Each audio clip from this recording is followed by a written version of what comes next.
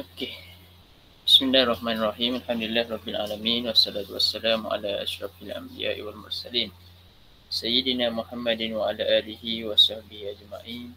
Allahumma la sahla illa ma ja'altahu sahla wa anta taj'alul hazna idza syi'ta sahla wa la haula wa la quwwata illa billahil aliyyil azim wa la haula wa la quwwata illa billahil aliyyil azim wa la haula wa la quwwata illa billahil aliyyil azim amma ba'du.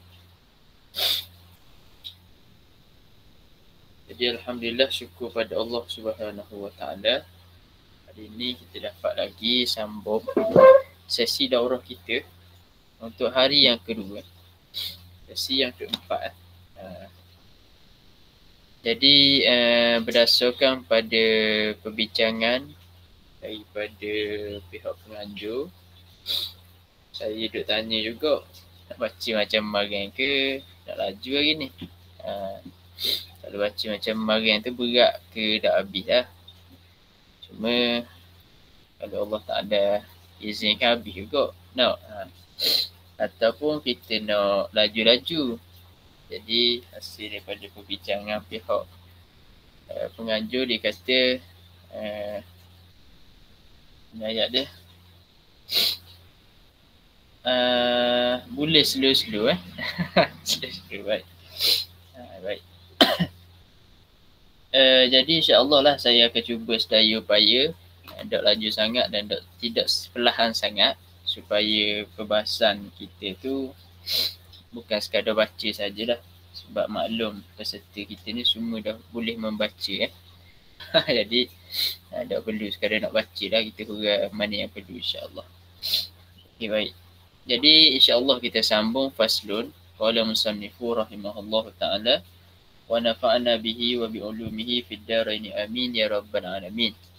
Faslun fi aqsamin najasah. Pasal pada pembahagian najasah, najis. An-najasat salasun. Najis itu ada 3, dia kata. Mughallazatun wa mukhaffafatun wa mutawassitatun. Saya kira istilah ni kalau kita nak terjemah kitab pun tak perlu lagi diterjemah. Kerana istilah ni rata-rata orang dah faham. Tak? Rata-rata orang dah faham. Kalau terjemah tu nampak nakal pula tu. Nampak macam contoh kita duduk tengok belajar cara terjemah. Orang terjemah air musta'mal. Air yang telah digunakan. Dia akan jadi, sebab benda tu dah jadi istilah. Tahu? Istilah yang makruf. Jadi bila disebut air yang digunakan tu jadi itulah. Baik. Macam nahu, rafa' dhammah nak terjemah juga. Jadi pening ya, pasal benda tu istilah. Baik. Wal al-mughallazatu, apa maksud mughallazah? Mughallazah ni najis yang berat lah, maklum bagi kita. Najasatul kalbi, najis anjing, wal khinzib, dan babi, wa far'i ahadihima, dan furuk. Furuk ni maksudnya anak-anak. Salah satu daripada kedua-duanya. Bila sebut salah satu daripada kedua-duanya, dah kalau dua-dua sekali tu bergabung, apa dah? Hatu pun terlebih aula lah. Maknanya salah satu daripada keduanya pun dah dikira sebagai mughallazah. Okey, sesat. Maknanya kita nak kenal pasti saja. Sebenarnya najis ni banyak. Cuma ulama bahagikan 3 kategori ni dari sudut untuk perbahasan macam mana cara membasuh najis. Yang ingat tak? Sesi awal kemarin tak? Ada sahabat kita tanya tentang membasuh lantai. Ni sini perbahasan ni. Baik. Okey, terus. Boleh naik sikit Wal mukhaffafatu, dan najis mukhaffafah tu ialah baulu sobi. Kait yang pertama, baul, air kencing. Maknanya keluar daripada perkataan air kencing, tidak termasuk dalam kata air kencing, berak, muntah dan sebagainya, tu tidak termasuk dalam najis mukhaffafah. Yang kedua, mestilah air kencing tadi daripada sobi, bukan sobiyah. Mestilah daripada kanak-kanak lelaki. Jadi kalau kanak-kanak perempuan dia kencing, maka tidak dikira sebagai mukhaffafah lah. Alladhi, qaid yang ketiga, alladhi lam yat'am ghairal laban, yang tidak makan selain daripada susu. Dia tidak lagi makan sendiri lah. Yang tidak minum lah selain daripada susu. Baik. Maka kalau dia minum selain daripada susu, maka tidak dipanggil najis mukhaffafah. Ini bukan nak bincang haram ke tak. Ini sekadar nak bincang klasifikasi pembahagian tentang najis. Supaya kita tahu macam mana cara untuk membersihkan najis tersebut. Walam yablugh al-haulain, dan tidak sampai usia sobi tadi tu, haulain 2 tahun. Dalam zakat dia sebut haul. Haul maksud setahun, haulain 2 tahun. Jadi situ ada 4 qaid. Nampak? Yang pertama mesti air kecing. Selain air kecing, najis-najis yang lain tidak termasuk dalam kategori mukhaffafah. Yang kedua mesti sobi, kanak-kanak, maka sobiyah dan ar-rajul ataupun al-mar'ah tidak dikira. Nah, walaupun muka kita macam budak-budak 2 tahun pun. Nampak tak? Maka ketika tu tak dikira najis mukhaffafah. Alladhi lam yat'am ghairal laban, yang tidak makan selain daripada susu. Baik, susu sini adakah hanya khusus kepada susu ibu sahaja? Maka ulama kata susu di sini ialah susu yang tidak bercampur dengan susu lain. Tak, maka kalau sekiranya susu tadi susu haiwan yang tidak bercampur dengan susu lain, tak ada masalah. Nampak? Jadi najis tadi tu najis mukhaffafah juga. Tidak tertentu kepada ibu, susu ibu ialah. Sama ada ibu dia atau ibu orang lain, ataupun dia susu dengan orang lain. Maka kalau dia susu, just minum susu saja, maka ketika tu dia dikira najis dia tu najis mukhaffafah. Nampak? Tapi susu sekarang ia tidak lagi dipanggilkan susu secara secara keseluruhan. Maksudnya ghalib ni mesti ada kot campur bahan kimia ke apa semua sekali kan. Maka susu yang bercampur itu tidak susu yang bercampur itu menyebabkan najis ataupun air kencing yang keluar daripada kanak-kanak lelaki tadi tidak dikira mukhaffafah, tetapi dikira sebagai mutawassithah. Gitu. Macam dia pakai susu tank ke, tak. Itu susu yang dah bercampur dah. Maka dah dosa pun tak ada masalah makan. Cuma nak cover najis lagi tak boleh hendi saja, dia kena basuh. Boleh. Dan anak tadi tidak sampai 2 tahun. 2 tahun. Sini bukan bahas tentang anak susuan. Ada tu dia faham tentang anak susuan. Anak susuan perbahasan lain kot. Perbahasan lain. Minum susu isteri. Tak. Untuk lelaki umur 20 lebih dah. Contoh. Ni minta maaf lah. Ini perbahasan yang ulama sebut. Jadi adakah dikira jadi anak susuan? Tu isu lain. Tak bahas itu tak bahas sini. Tu ni kita tengok dalam bab munakahat. Wal mutawassitatu, dan najis mutawassitah pula adalah sa'irun najasat. Sa'irun najasat ni kalau ikut terjemahnya sekalian najis-najis. Tapi yang dimaksudkan bukan semua najis, dah atas tadi kan sebut dah. Maknanya sini maksudnya kena takdir kat tengah tu. Maksudnya baki-baki daripada najis-najis yang lain. Baki min sa'iri an-najasat. Baki-baki daripada najis-najis yang lain. Baik. Jadi di sini kita tengok macam mana kehebatan ulama menyusun kalam. Dia akan susun benda yang simple dulu. Sebab sekarang ni mutawassithah tu banyak. So dia bagi hak sikit tu.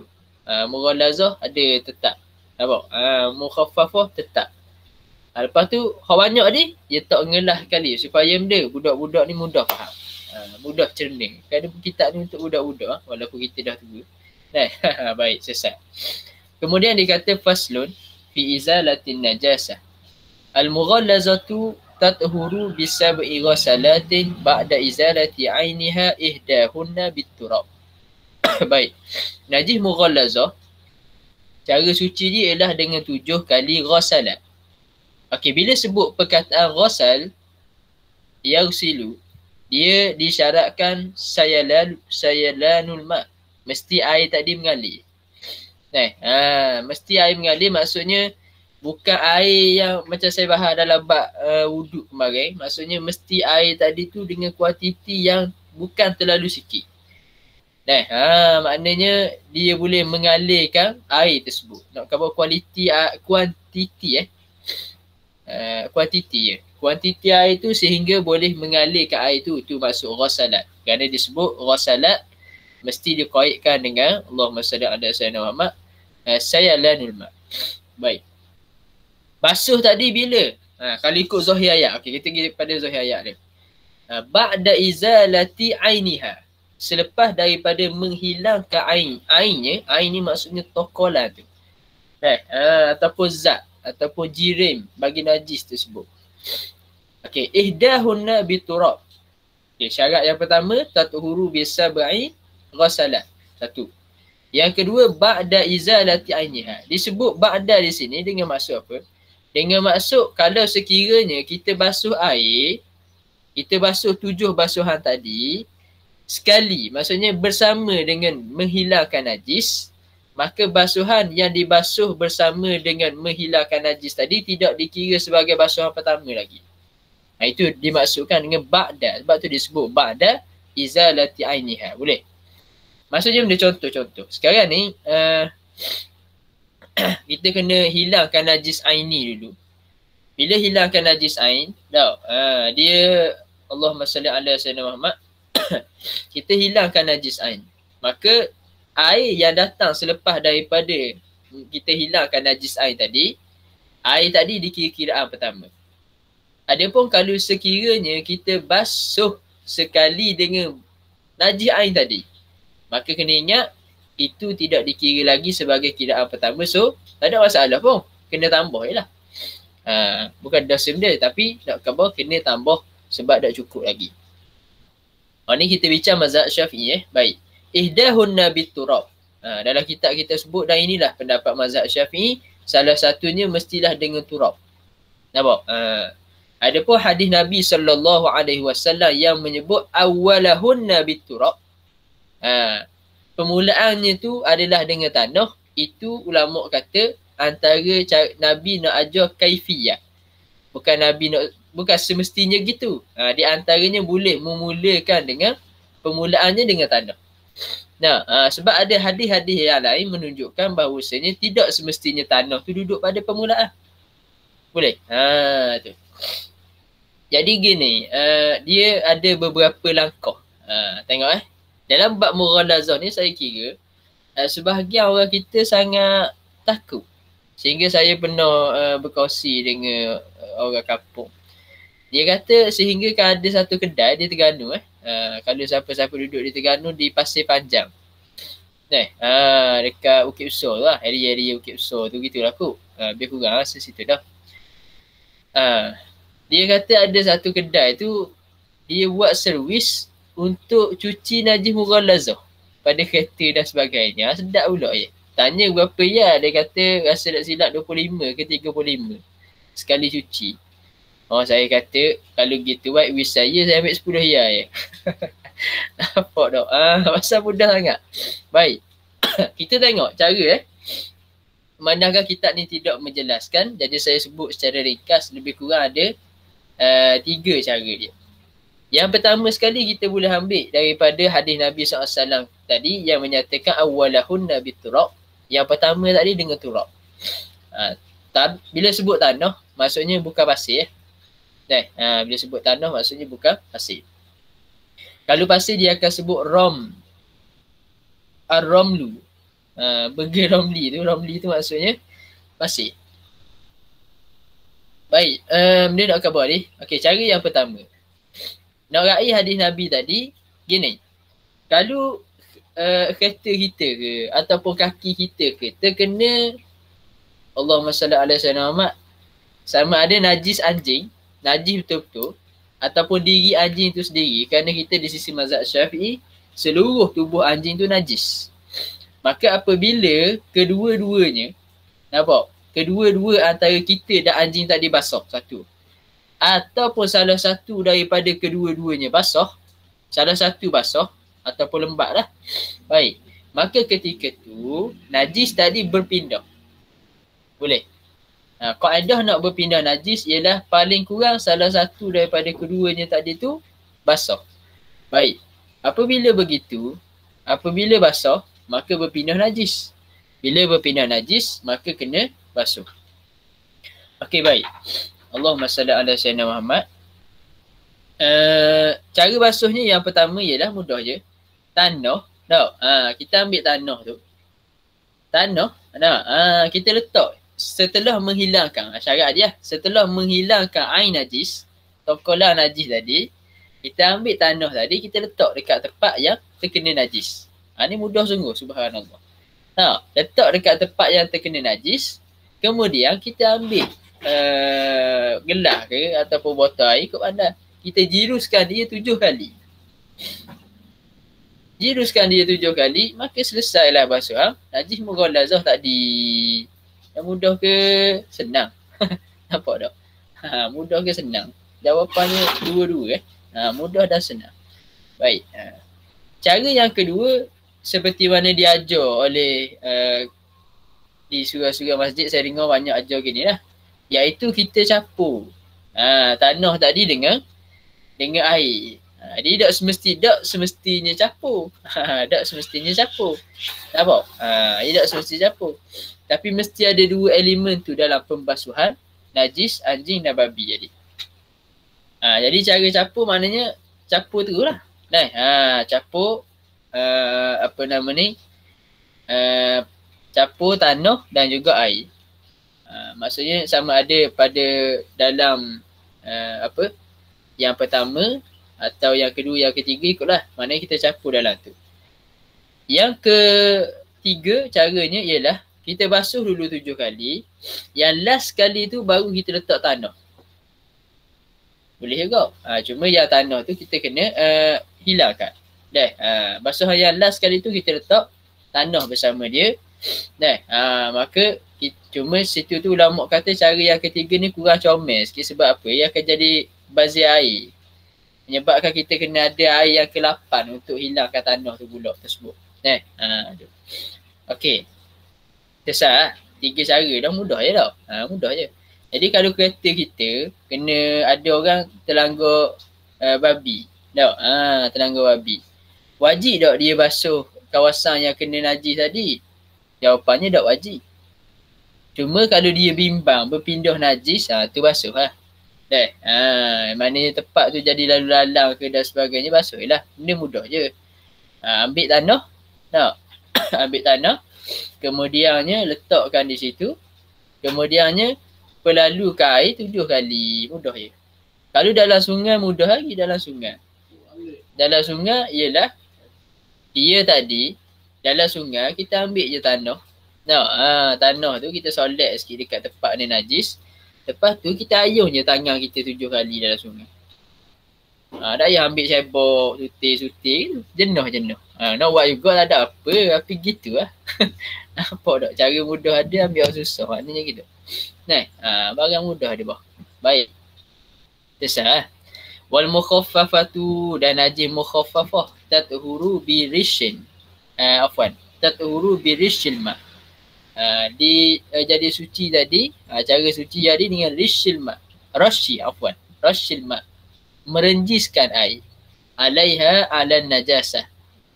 Atas najis tadi, ma'a berserta dengan al-ghalabah. Ghalabah ni maksudnya air tadi menang daripada najis. Maksudnya air tu lagi banyak daripada najis. Wa izalati ainiha, dan dia kena hilangkan ainnya, ain najis. Ni maklumlah. Dalam kaedah penyucian najis, memang kita kena hilangkan tokor dulu. Ada orang kita, najis tompok tahi unta tu. Apa tak? Dia pergi ambil air, pergi simbah terus. Maka itu bukan menghilangkan najis. Dia lagi menyebarkan najis. Gitu cerita dia. Kerana apa? Air yang melepasi kawasan najis tadi, tompok tadi, air yang melepasi ni, air tadi jadi air mutanajis. Tak, tu cerita dia. So apa nak perlu buat? Ambil tisu ataupun ikut bandar demo lah. Nak ambil kain ke, ambil kertas ke, ambil daun ke. Kan? Hilangkan dulu tongkolan najis tersebut. Kan? Itu cara dia lah. Baik. Ni lepas dah hilangkan ain najis tadi, izalatu ainiha, menghilangkan najis tadi, cukup. Ni kita bincang ni adalah sekurang-kurang cara untuk najis mukhaffafah. Yang kalau diamer nak basuh macam biasa ke, Allah diamer lah. Ni paling kurang. Maknanya kalau kita tu musim-musim tak ada air apa, boleh gunalah cara ni. Tapi perhatilah sebab saya tengok budak-budak lain ni, anak-anak lelaki ke perempuan ke, setahun tu we makan macam-macam dah. Kena molek mak we makan Maggi dah. Nampak tak? Baik.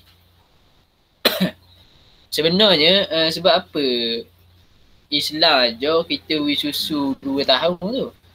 Kerana dengan susu tadi dia akan melatih ni, memberi kepada budak tadi kecerdasan akal.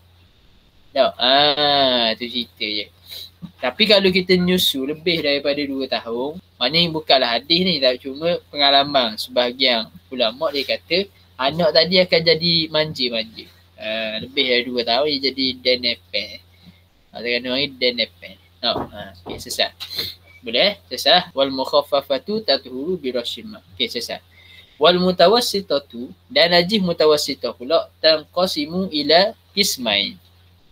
Bagi salah sikit dah. Qismain. Ainiyatun wa hukmiyatun, najis ainiyah dan najis hukmiyah. Al-ainiyatu, saya slow kat air ni. Pasal hari ni program sampai malam.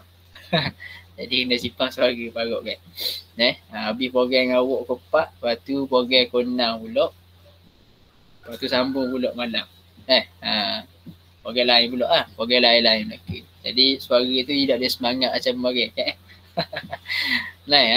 Cabut anak tekuk lagi. Baik. Al-ainiyah tu, najis ainiyah tu apa? Allati laha launun. Najis yang baginya tadi, bagi najasat, launun, ada warna. Warihun, dan ada bau dia. Wa ta'mun, dan ada rasa. Ada rasa ni bukan suruh rasa tapi anggur-anggur. Maksudnya ada lagi zat najis tersebut. Nak ayat gitu. Maknanya ada lagi zat najis tersebut. Zat faham tongkolan. Ataupun orang belajar makulat apa tu dipanggil jirit. Tu dia. Okey. Kita kena pasti dulu. Jadi kalau ada lagi bau, dan wow tu maksudnya dan. Dan bau dan warna dan juga ta'mu ni, maka mesti dihilangkan najis tersebut. Fala budda min izalati launiha, maka mesti daripada menghilangkan warnanya, warihiha, dan juga baunya, wa ta'miha, dan juga rasanya tadi. Sahabat-sahabat nak panjang nak buat ni. Saya ingat nak share daripada kita Al-Aham sikit.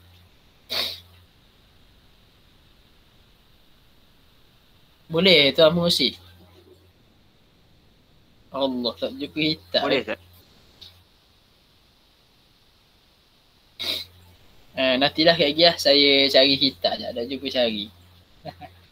Nak share PDF. Dia selalu share. Saya atur ke Absyar. Absyar ke Absar nama sahabat kita. Saya ingat tanya. Okey, sambil-sambil tu kita baca dulu. Al-hukmiyatu. Boleh tengok bawah sikit. Kita perhabis ni. Lepas tu lagi kita masuk dalam Al-Aham. Okey, boleh bawah sikit unit teknikal.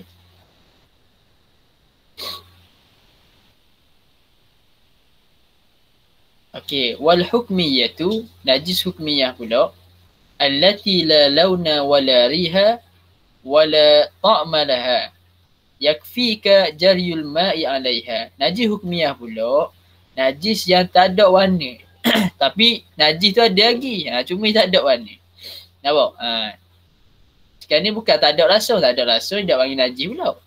Sekarang ni najis tu ada lagi cuma tak ada dah warna. wala riha, tidak ada lagi bau, dan wala ta'malaha, dan tidak ada lagi zat najis tadi. Rasa tu tak ada, maksudnya tak ada zat lah.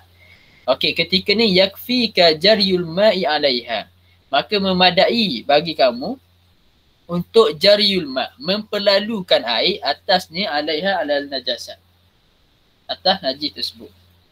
Okey, di sini saya sebut dulu.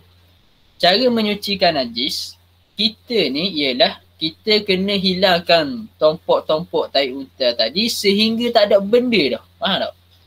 Maknanya sehingga hukum najis ainiyah tadi dah bertukar jadi hukmiyah. Mudah kata gitu. Sehingga kan najis ainiyah tadi tu bertukar jadi hukmiyah. Nampak? Tak ada benda dah, licin dah. Maka ketika tu baru ambil air secebok, ruh sekali lalu. Baru lulus. Gitu. Okey. Boleh tak unit teknikal share screen sekejap dekat kitab Al-Aham yang saya atur pada sahabat kita Ustaz Absyar tu. Kitab ni ada PDF, nanti saya bagi dan kitab ni dijual lah. Dijual. Kitab asalnya Takrirat As-Salidah. Pengarangnya masih hidup. Habib Hassan Al-Kaf, dia pernah mari Terengganu. Tapi masa dia mari tu saya tak ada Terengganu. 2018 rasanya.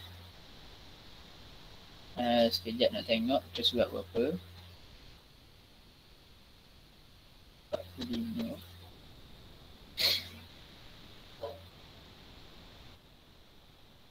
Okey, cuba tengok muka surat 40. 40 berapa?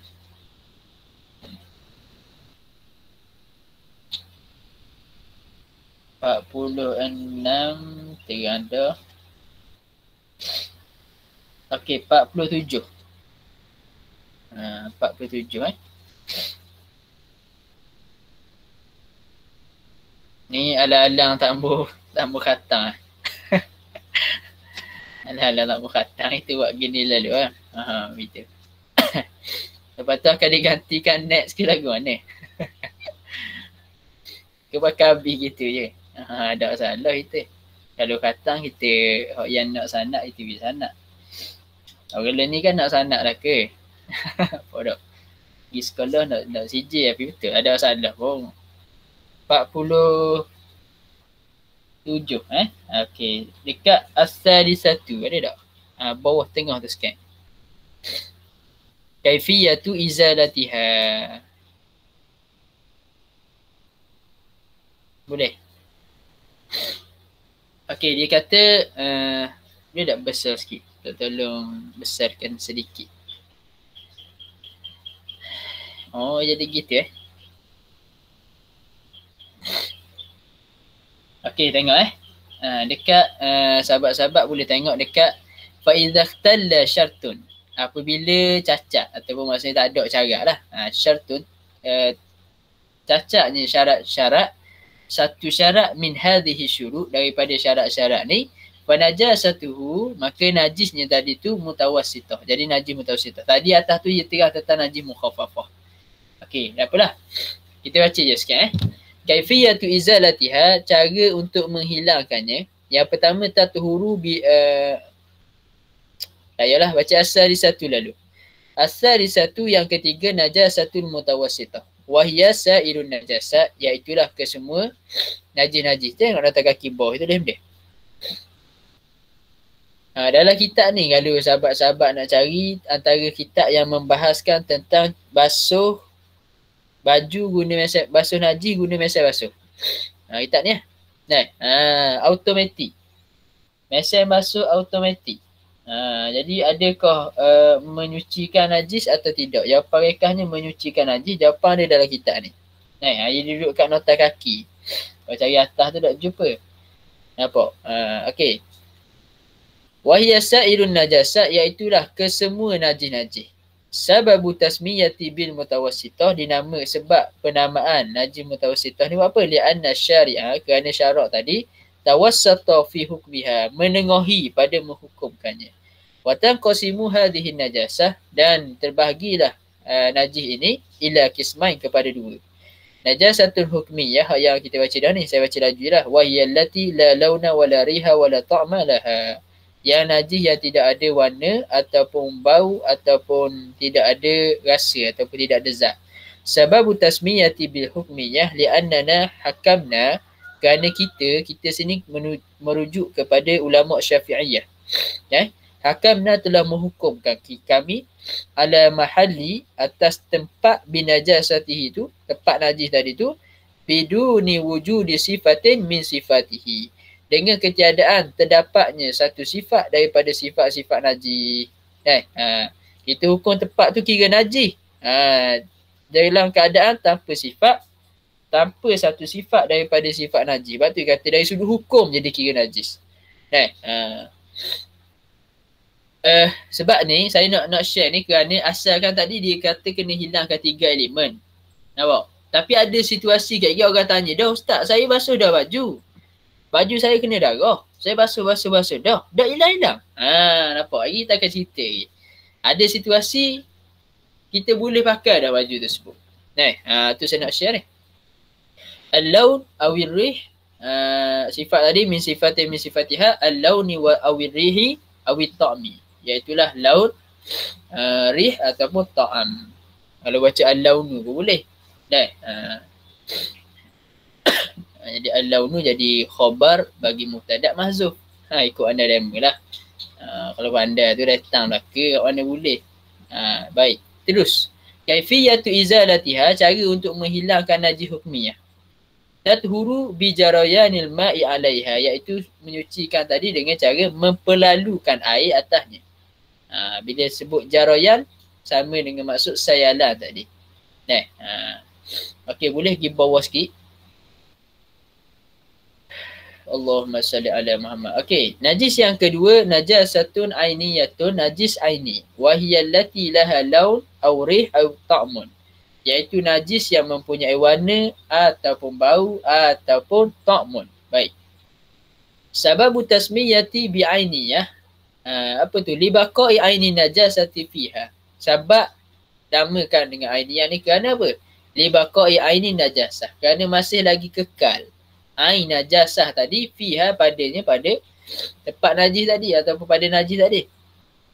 Wakila li'annaha qad tura bil ainin. Ada pendapat kata buat apa diberi nama ain, kerana kita boleh tengok lagi ain najis tu.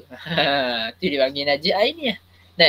Sebab ialah kaifiyatu izalatiha ni mustahak kali saya nak cerita ke sahabat-sahabat ni. Awak tahu dah, awak ilek-ilek dah lah. Awak dah tahu pun tak ada masalah. Ghasluha bil ma'i hatta tazula awsafuha, iaitu kita membasuhnya najis tadi tu dengan air. Syaratnya dengan air, tengok. Syaratnya dengan air. Hatta sehingga hilang, tazula awsafuha, hilanglah sifat-sifatnya. Lepas tu nak terang pula al-laun, al-launu war-rihu wat-ta'mu. Tu sifat-sifat lah. Okey, step pertama kalau boleh sampai habis. Tiga sifat ni. Baik. Fa idza zalatin najasah bi ghuslatin wahidatin kafat. Maka apabila hilang najis tadi dengan basuhan, satu basuhan je. Ni najis ainiyah. Najis ainiyah. Baik, kafat memadai masa tu. Memadai menghilangkan najis dengan satu basuhan. Dah waktu awak basuh banyak kali tu, wa yusannu ziyadatu thaniyatin wa thalithatin. Dan sunatlah kita tambah basuhan kedua dan basuhan ketiga. Fa idza lam tazulin najasatu bi ghuslatin wahidah. Tengok. Kalau kita basuh sekali round tu tidak menghilangkan najis, wajaba ziyadatu ghuslati tsaniyah. Wajib dia tambah basuhan yang kedua. Wa idza lam tazul, kalau dah hilang juga dengan basuhan kedua, masa ni wajib. Tadi sunat. Kalau suci dah sekali, sunat je tambah. Kalau dah hilang, wajib dia tambah basuhan kedua. Kalau dah hilang juga, wajib ziyadatu ghuslati tsalisah. Wajib dia tambah basuhan yang ketiga. Fa idza lam tazul bi salasi ghusalat, kalau tidak hilang juga dengan 3 kali basuhan. Dah kita ni berapa kali basuh biasa? 3 kali basuhan ma'al isti'anati binahwi sabun. Dalam keadaan kita guna juga bersama dengan bantuan. Binahwi sabun, seperti kita guna sabun.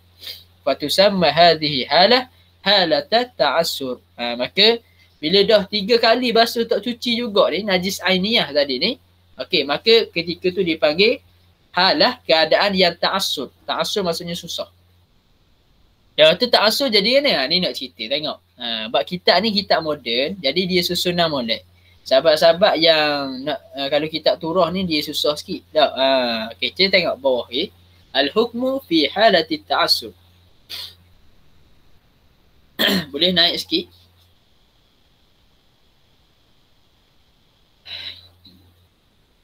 Al-hukmu fi halati ta'assur, hukum pada keadaan susah ni. Nanzur, jom kita tengok. Nanzur, kita nak tengoklah. Yang pertama tengok, in baqiya launa faqat, sekiranya masih berbaki warna sahaja. Au rihu faqat, hanya berbaki bau sahaja. Okey, contohnya benda kita basuh darah. Darah tiba-tiba masih berbaki benda warna merah tu je. Hanya tu ada lagi, bau hanya darah tak ada dah. Warna merah je ada. Nampak? Ketika lepas basuh 3 kali hanya ada warna merah saja, tidak bau lagi hanya. Maka hakamna bi taharatil mahal. Maka kita telah menghukumkan, samalah macam saya sebut tadi, kembali kepada Asy-Syafi'iyah. Ulama Syafi'iyah telah menghukumkan dengan sucinya tempat najis tersebut. Al-mahal maksudnya tempat. Sebab sekarang ni kita kata basuh najis suci tu maksud benda. Adakah air kecil kalau kita basuh cuci? Tak. Tahik tu kita ambil, kita basuh. Cuci dah. Dah akan cuci. Jadi basuh tu basuh benda. Basuh tempat najis. Baik, sesat. Jadi kalau sekiranya kita basuh 3 kali dah, tapi masih berbaki salah satu daripada laun atau rih, ketika tu dah dimaafkan. Contoh lain, kalau rih ni apa? Kita basuh air kecil kucing. Air kecil kucing kita basuh, warna pun tak ada. Zat pun kita sentuh dengan tangan pun tak ada dah. Tongkolang tu. Cuma bau je sikit-sikit kan air kecil kucing gitu kadang-kadang kan. Maka kita hukumkan dengan suci tempat tersebut. Okey, selesai. Yang kedua, in baqiya laun warih ma'an. Kalau sekiranya berbaki lagi laun, warna, warih dan rih ma'an sekaligus. Kita basuh air kecil kucing, warna kekuningan tu ada lagi, dalam masa sama ada bau. Satu, masalah pertama. At-ta'mu wahdah. Ataupun bau dengan warna tak ada dah. Cuma tinggal zat je. Tongkolan sahaja. Ketika tu wajib ziyadatul wasalati hatta tazula. Wajib kita tambah lagi basuhan sehingga hilang najis tersebut. Sehingga hilang maksudnya sehingga jadi salah satu. Maksudnya laun tadi tu paling minimum jadi laun saja atau rih saja. Tu. Ma'al isti'anati binahwi sabun, dengan dia tambah sikit lagi dengan pertolongan kita guna binahwi sabun seperti sabun lah, ikutlah nak guna benda lain pun, cuma dia contoh. Contoh sini sabun. Nak kita lagi tanya pula dah pakai daun boleh ke tak? Masuklah ke? Baik. Wa idza qala ahlul khibrah, dan apabila telah berkata orang-orang yang mahir, ahli khibrah, inna hadhihi najasah, orang berpengalaman khibrah. Inna hadhihi najasah la tazulu illa bil qat'i. Orang hak pandai kata, najis ni tak suci ni, tak akan hilang najis ni melainkan dengan kerak. Dia kan tadi dia suruh basuh je sampai hilang, betul tak? Dia suruh basuh tak sampai hilang. Baik. Dan sekarang ni tiba-tiba orang yang cerdik pandai ataupun bukan cerdik pandai, orang yang pakar ataupun yang biasa dalam bidang basuh-basuh najis ni, dia kata dengan yang najis yang lekat pada pakaian awak ni sebagai contohnya tidak akan hilang dah, melainkan awak kerak je baru hilang. Nampak? Maka ketika ni fatusamma hadhil halah halatat ta'azzur, dipanggilkan keadaan uzur lah, yang diuzurkan. Baik. Boleh? Tersalah tertib dia. Comel kita ni. Al-hukmu fi halati ta'azzur, keadaan hukum pada keadaan ta'azzur tadi, yang pertama yu'fa an hadhihi najasah, dimaafkan najis ni. Yang basuh banyak kali dah. Dah hilang-hilang juga, itu dipanggil dimaaf. Najis tadi dimaaf. Wa tasihhu salatu biha, dan sah sembahyang dengannya dengan najis ketika keadaan ta'azzur tadi.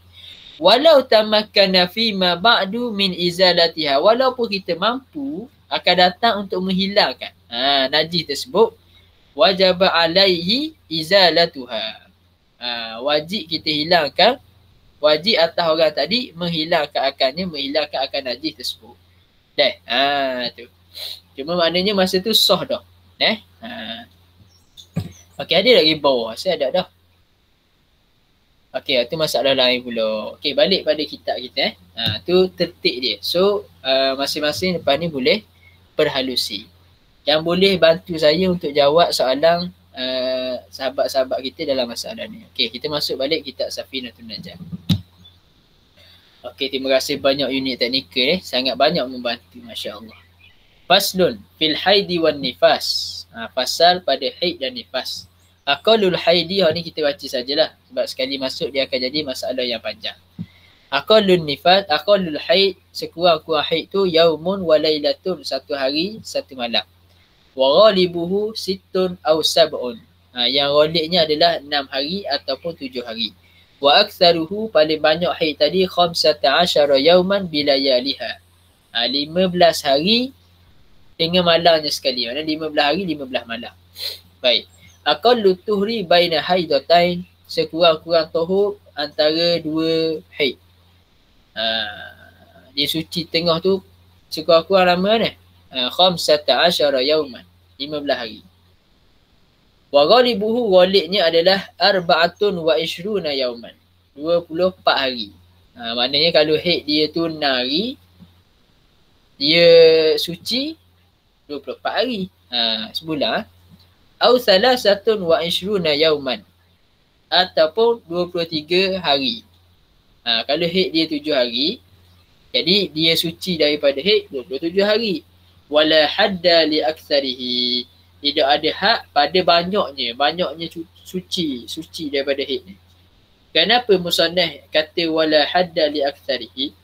Tidak ada had pada banyaknya at-tuhru bainal haidatain.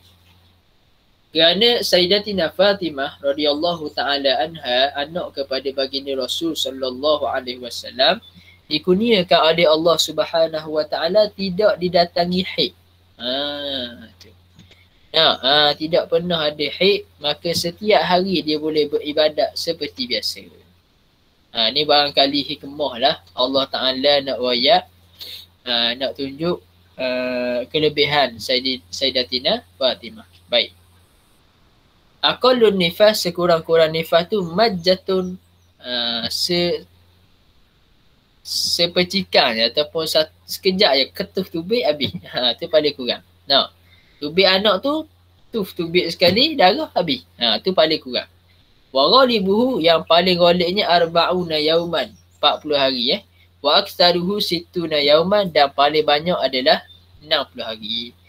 Orang lelaki bab ni kena belajar. Kalau demo nak nikah kena belajar. Kalau tak mau belajar mudah je, cari hak reti dah bab haid nifas. Jangan cari hak rasa reti. Cari hak reti sungguh.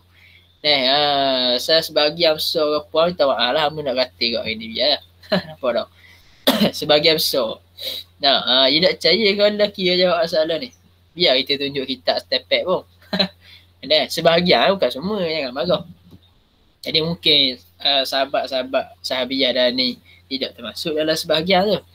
Baik. Jadi orang lelaki kewajipan dia lepas kahwin, kalau untuk bini dia tu tak pandai bab haid, anak dia tak pandai, dia kena ajar lah. Dia tak erti, kena bawa pergi kat ustaz lah. Ustaz ke ustazah ke mana lah. Baik, selesai. Dia kena belajar. Baik. Sebab pentingnya tahu haid ni, yang pertama supaya tak kena tipu di isteri. Nampak tak? Isteri malah layar, minta maaf hari ni dapur merah. Nampak tak? Yang keduanya kewajipan lah. Sebenarnya yang pertama tu kewajipan. Yang keduanya sebab rumah tangga ada patang larang. Masa haid jangan langgar. Ada bini atau lelaki yang tak erti, dia langgar je. Bini kata saya ni tak boleh malam ni, dia pergi langgar je.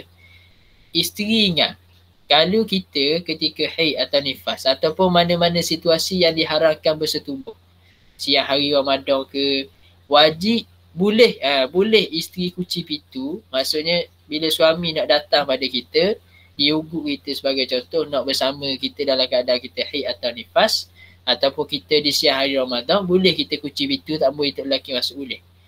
Kalau ikut asalnya kunci pintu bilik, tak boleh suami masuk, tidak mahu suami masuk, itu hukumnya haram. Tapi nak menghalang daripada suami nak melakukan maksiat lah tu. Bersetubuh ketika haid ataupun nifas, ataupun ketika siang hari Ramadan, maka ketika tu dibolehkan. Ni bukan fatwa saya ni, ulama-ulama sebut. Jadi jangan dah untuk lelaki saya mari jilbab, tak boleh tu. Nampak? Tak boleh. Isteri kena ada inisiatif yang mesti dilakukan. Dan ada satu buku yang menarik untuk pembacaan bakal-bakal pengantin. Syekh Abdullah Nasir Unwan, dia ada tulis buku Tarbiyatul Aulad. Tarbiyatul Aulad, dan banyak dah terjemahan ni. Tarbiyatul Aulad karangan Abdullah Nasir Unwan. Yang menariknya saya nak sebut ialah dalam tu ada dia sebut tentang pendidikan seks lah, bahasa mudahnya. Bukan nak ajar belajar benda tu, maksudnya preparation kita untuk alam perkahwinan. So dalam buku tu Syekh Abdullah Nasir Unwan dia ada sebut tentang bahayanya seseorang bersama dengan isteri dia ketika haid. Tu yang saya nak kongsikan. Bahayanya bersama dengan isteri ketika haid. Bahaya tadi, yang pertama syarak pun larang. Yang kedua doktor pun larang. Dan dalam tu dia ada sebut lah penyakit apa tau, saya pun tak faham juga. Dan orang doktor mungkin dia tengok tu dia faham lah. Jadi saya kabur tu kok ada bakal-bakal doktor ke apa ke. Nak jadi rujukan tu antara dia di situ. Okay. Terus kita masuk bab sembahyang insya-Allah. Okay, faslun fi a'dharis solah. Pasal pada membincangkan tentang keuzuran sembahyang. Okey, sebelum kita masuk tentang a'dharus solah isnan ni, apa yang saya nak sebut ialah kita ni diwajibkan yang pertama melakukan sembahyang. Satu, buat sembahyang. Yang kedua, kita wajib sembahyang tadi tu dalam waktu. Okey, itu asas. Nampak? Wajib sembahyang tadi dalam waktu. Maka orang yang sengaja sembahyang di luar waktu, dengan maksud mendahulukan sembahyang sebelum masuk waktu, maka hukumnya adalah dosa besar. Hukumnya adalah haram dan dosa besar. Ataupun orang yang sengaja sembahyang di luar waktu. Sengaja, maksudnya tanpa uzur, dia sembahyang di luar waktu, maka hukumnya adalah dosa besar. Jadi dia wajib sembahyang di dalam waktu. Itu basic asas. Boleh? Satu. Yang kedua, yang saya nak sebut ialah apabila masuk waktu, seorang Muslim dia wajib buat salah satu daripada dua perkara ni. Bila masuk dah waktu, orang azan ataupun dok kira dah masuk waktu, maka dia wajib buat salah satu daripada dua ni. Yang pertama, dia melakukan sembahyang. Dia sembahyang lalu. Okey, andai kata dia tidak mahu sembahyang lagi, maka dia kena berazam untuk nak sembahyang dalam waktu tadi. Maksudnya dia bila orang azan dia dengar, dia tak sembahyang lagi, ada urusan, kejap lagi dalam hati dia, nak sembahyang kejap lagi. Nampak? Nak sembahyang kejap lagi. Itu. Bukan kena azam kena niat apa dak, maknanya ada dalam hati dia tu nak sembahyang dalam waktu. Baik. Tu antara benda yang kita kena tengok dulu sebelum masuk ni waktu benda ni. So, daripada sini, bila kita faham konsep tadi, yang pertama wajib kita buat sembahyang, yang kedua wajib sembahyang tadi dilakukan dalam waktu, maka kita fahamlah kenapa timbulnya sembahyang hormat waktu. Aja dengar. Orang sakit, banyak situasi orang sakit dia kena iadah balik sembahyang. Dia kena ulang balik sembahyang, qada balik. So orang kita tanya, kalau kena ulang balik, dah ya sembahyang lalu dah. Sembahyang masa lepas daripada lepas dia sihat, dia kata. Tak. Kerana kewajipan tadi dua. Yang pertama, sembahyang dalam waktu. Yang kedua, mendirikan sembahyang tu sendiri. Nampak? So sebab tu timbul isu sembahyang hormat waktu walaupun tak cukup syarat. Kerana dalam kaedah kita, orang yang mempunyai syarat-syarat wajib sembahyang, orang yang cukup syarat-syarat wajib sembahyang, walaupun tidak cukup syarat sah, maka dia wajib sembahyang. Boleh? Itu kaedah. Orang yang mencukupi syarat wajib, maksudnya dia bukan orang gila, dia Islam, dia bukan orang haid nifas. Nah, maka ketika tu dia wajib sembahyang walaupun tidak sempurna syarat sah sembahyang. Cuma isunya adalah kena ulang balik ke tak, tu perbincangan yang lain. Dia panjanglah perbahasan. Baik. So, bila kita kata orang tadi kena sembahyang dalam waktu. Dan kalau tak sembahyang dalam waktu hukumnya berdosa. Nampak? Tu hukum asal. Baik. Maka syarak memberi kelonggaran, dalam kitab kita sebut 2. Dalam kitab lain tambah ada 4. Beri kelonggaran supaya maksudnya tidak berdosa kita sembahyang di luar waktu. Boleh? Dalam ada 4 keuzuran yang menyebabkan tidak berdosa sekiranya kita sembahyang di luar waktu. Boleh? Okey, Allahumma salli ala sayyidina Muhammad. Baik. Jadi masuk pada kitab kita. Jadi yang dimaksudkan a'zarus solah, a'zar di sini maksud apa? Diberi keuzuran dengan maksud orang tadi kalau dia sembahyang di luar waktu pun, sama ada dia takdimkan sembahyang sebelum daripada waktunya ataupun dia takhirkan sembahyang selepas waktunya, tidak berdosa. Boleh? Dan ini ada perincian. Baik. Yang pertama an-naum, tidur. Tidur ni terbagi kepada 3 masalah. Okey, tidur terbagi kepada 3 masalah. Masalah yang pertama, kita 945 kot tak bagi ni dah.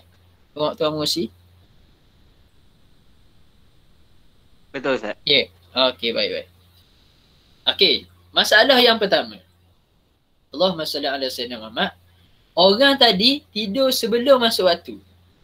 Dia tidur sebelum masuk waktu. Nanti saya akan klasifikasikan tidur tadi tu hukumnya apa. Lepas tu dosa tak dia?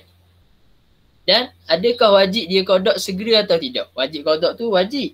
Adakah wajib qada segera atau tidak? Boleh. Tu ada 3 benda yang akan saya sebut pada setiap masalah, 3 masalah ni. Okey, kita pergi dulu. Orang yang tidur sebelum daripada masuk waktu. Subuh pukul 5.50 katakan. Dia tidur pukul apa? Pukul 12 malam. Dia bangun pukul apa? Dia bangun pukul 8 pagi. Contoh-contoh. Dosa tak dia tak sembahyang dalam waktu subuh tadi? Tu perbincangan kita. So, tengok. Orang yang tidur sebelum masuk waktu, maka andai kata dia tadi bangun selepas tamat waktu. Tamat dah waktu, pukul 8 bangun. Apa tak? Baik. Yang pertama benda saya sebut tadi, maka orang tadi, apa hukum tidur? Tidur dia dihukumkan dengan harus. Baik. Kemudian, berdosa tak dia tidak sembahyang dalam waktu dia? Tidak berdosa. Tidak berdosa. Dan yang ketiga, adakah dia wajib qada segera? Sekali dalam 3 masalah yang akan saya sebut ni, semua wajib qada. Persoalannya ialah wajib segera ke tak? Wajib segera ke tak? Maka jawapannya ialah dalam masalah tidur sebelum masuk waktu, tidak wajib segera. Sunat segerakan qada, cuma tidak wajib. Boleh? Allahumma salli ala sayyidina Muhammad. Jadi, sebelum tu. Tidur di sini, sama ada kuat sangkaan dia akan bangun. Kalau dia tidur sebelum masuk waktu ni, kuat sangkaan dia akan bangun sebelum daripada, dia akan bangun dalam waktu. Ataupun dia akan bangun selepas habis waktu. Kalau dia tidur sebelum waktu, itulah masalah dia. Qiyahlah Zuhur, Asar, Maghrib dan Isyak sama je. Tak? Orang tidur 12 tengah hari. Dia bangun-bangun pukul 6. Dosa tak dia tadi tak semayang dalam waktu? Satu saya jawab, tak dosa. Tak. Tidur dia tadi kerana tidur dia adalah tidur yang diharuskan. Lepas tu wajib qada segera tak? Tidak wajib qada segera. Maksudnya dia, kalau ada tetamu ke apa ke, dia boleh tangguh dulu qada tadi. Tu maksud dia. Allahumma salli ala Muhammad. Masalah yang kedua. Orang tadi, dia orang tadi dia tidur setelah masuk waktu. Tadi sebelum. Sekarang ni setelah masuk waktu. Masuk waktu dah dia tidur. Tapi dalam sangkaan dia ataupun golek dia akan bangun dalam waktu. Boleh? Masalah kedua, dia tidur selepas masuk waktu dan sangkaan dia akan bangun dalam waktu. Sebab biasanya kalau dia tidur tu setengah jam je contoh. So dia tidur macam kita lah. 6 pagi bangun, kejut contoh. Lewat dah tu kena tu. 6 pagi bangun. Tidur lah sikit lagi. 6 suku maya. Apa tak? 6 suku maya subuh. Tu masalah ni. Okey, baik. Tidur tadi dengan sangkaan dia akan bangun dalam waktu, maka tidur tadi tidur yang harus. Tidur yang harus. Lepas tu, apa poin yang kedua ni? Dan dia tadi wajib qada, tapi tidak wajib segera juga. Tidak wajib segera juga. Kenapa saya tinggal tengah tu Kenapa poin yang kedua siapa ingat? 3 perkara saya sebut dia. Hukum tidur, lepas tu ada tak siapa boleh bantu? Tak berdosa je, saya sebut dah dia. Okey, jazakillah. Jadi dia tidur tadi tidak berdosa. Kerana tidur tadi hukumnya harus bagi dia. Tapi tengoklah dia tadi syaratnya apa?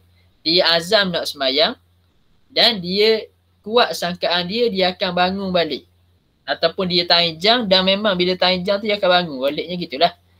Goleknya dia akan bangun. Okey, itu satu masalah. Kita nak pergi lagi masalah. Andai kata dia tu biasanya bangun, tiba-tiba hari tu dak bangun sekarang. Sehingga keluar waktu terus. Maka tadi tidur dia tidak berdosa dan dia wajib qada tadi secara wajib qada, cuma tidak wajib segera juga. Itu masalah kedua. Masalah yang ketiga, Allahumma salli ala sayyidina Muhammad, dia tadi tidur masih lagi dalam waktu. Dalam waktu. Tetapi dia berat sangkaan dia ataupun kebiasaannya kalau dia tidur setelah masuk waktu ni, kebiasaannya dia akan terbabah. Terbabah. Maksudnya dia akan sampai keluar waktu dia tidur. Okey, jaga-jaga. Maka tidur ketika ini adalah haram. Tu orang tanya, bila kau tidur haram ni situasi dia? Haram tidur masa ni. Dia tidur kedua. Biasanya kalau dia tidur memang akan ambil masa 5 jam. Contoh. Apa tak? Sekali dia tidur memang 5 jam. So dia tak membayangi pukul 2 masuk dah waktu zuhur. Tidur apa nama ni? Allahumma salli ala sayyidina Muhammad. 5 jam. Jadi pukul 2 bangun pukul 7. Baik. Golek gitu. Maka ketika tu tidur dia tadi berdosa. Dia tadi wajib sembahyang qada segera. Wajib qada tadi segera. Maksudnya apabila dia bangun daripada tidur, dia kena terus sembahyang tadi. Kalau tetamu mari, suruh tetamu masuk dulu. Dia kata ada urusan, pergi sembahyang kejap qada sembahyang tersebut. Tangguh qada tersebut hukumnya adalah melambatkan qada tersebut hukumnya adalah haram. So gana kalau kita rasa nak tidur dan kita tahu dah kalau kita tidur lepas keluar waktu dah, maka ketika tu semayanglah dulu. Semayanglah dulu, mudah je. Baik. Okey, situasi yang ketiga. Yang ketiga ni, goleknya dia kata dia sangkakan dia akan keluar daripada waktu. Dia tidur dalam waktu, selepas masuk waktu dah, kemudian dia sangka keluar masuk waktu. Keluar daripada waktu. Tiba-tiba hari tu, tiba-tiba hari tu sains sobat sekalian, Mulai ada tidur kejap je setengah jam je. Contoh. Tidur kedua je ingat ke bangun konang ni. Tiba-tiba bangun 2:30. Baik, adakah dia berdosa tidur tadi? Maka ulama kata tidur dia tadi tidur yang haram juga. Tidur yang haram juga. Cuma tidak berdosa kerana sembahyang di luar waktu. Nampak? Adapun hak yang kalau dia tadi memang bangun pukul 6 tadi, maka hak tu dia dapat 2 dosa. Yang pertama tidur tadi, yang kedua sembahyang di luar waktu. Boleh? Bagi situasi yang ketiga. Selesai. Wan nisyan. Dan yang keduanya adalah lupa. Keuzuran yang kedua adalah lupa. Lupa terbagi pada 2 masalah. Yang pertama, lupa kerana kita melakukan perkara wajib dan perkara sunat. Nak mayan dah. Kerana melakukan perkara wajib atau perkara sunat. Maka hukum kita sembahyang di luar waktu ketika tersebut tidak berdosa. Hukum kita sembahyang di luar waktu ketika tersebut tidak berdosa. Lepas tu, wajib kita qada tapi tidak wajib segera, sunat qada segera. Sunat tidak wajib. Allahumma salli ala sayyidina Muhammad. Contohnya ni lah, duk daurah-daurah ni. Nampak tak? Semangat punya bahasa. Bila orang azan, okey kita sambung sikit lagi lepas tu kita sembahyang. Ustaz mari zauk. Depan tu zauk lah ke gak anak murid. Semangat siapa dah ingat, tengok-tengok pukul 5 dah. Mari tak khabar panggil. Gerbang Melaka. Maka ketika tu dosa tak tadi, tengok yang ngajar tu benda. Dia sembang, tak panggil hukum sunat atau wajib lah. Kalau yang ngajar agama, benda wajib, maka ketika tu tak dosa. Nampak?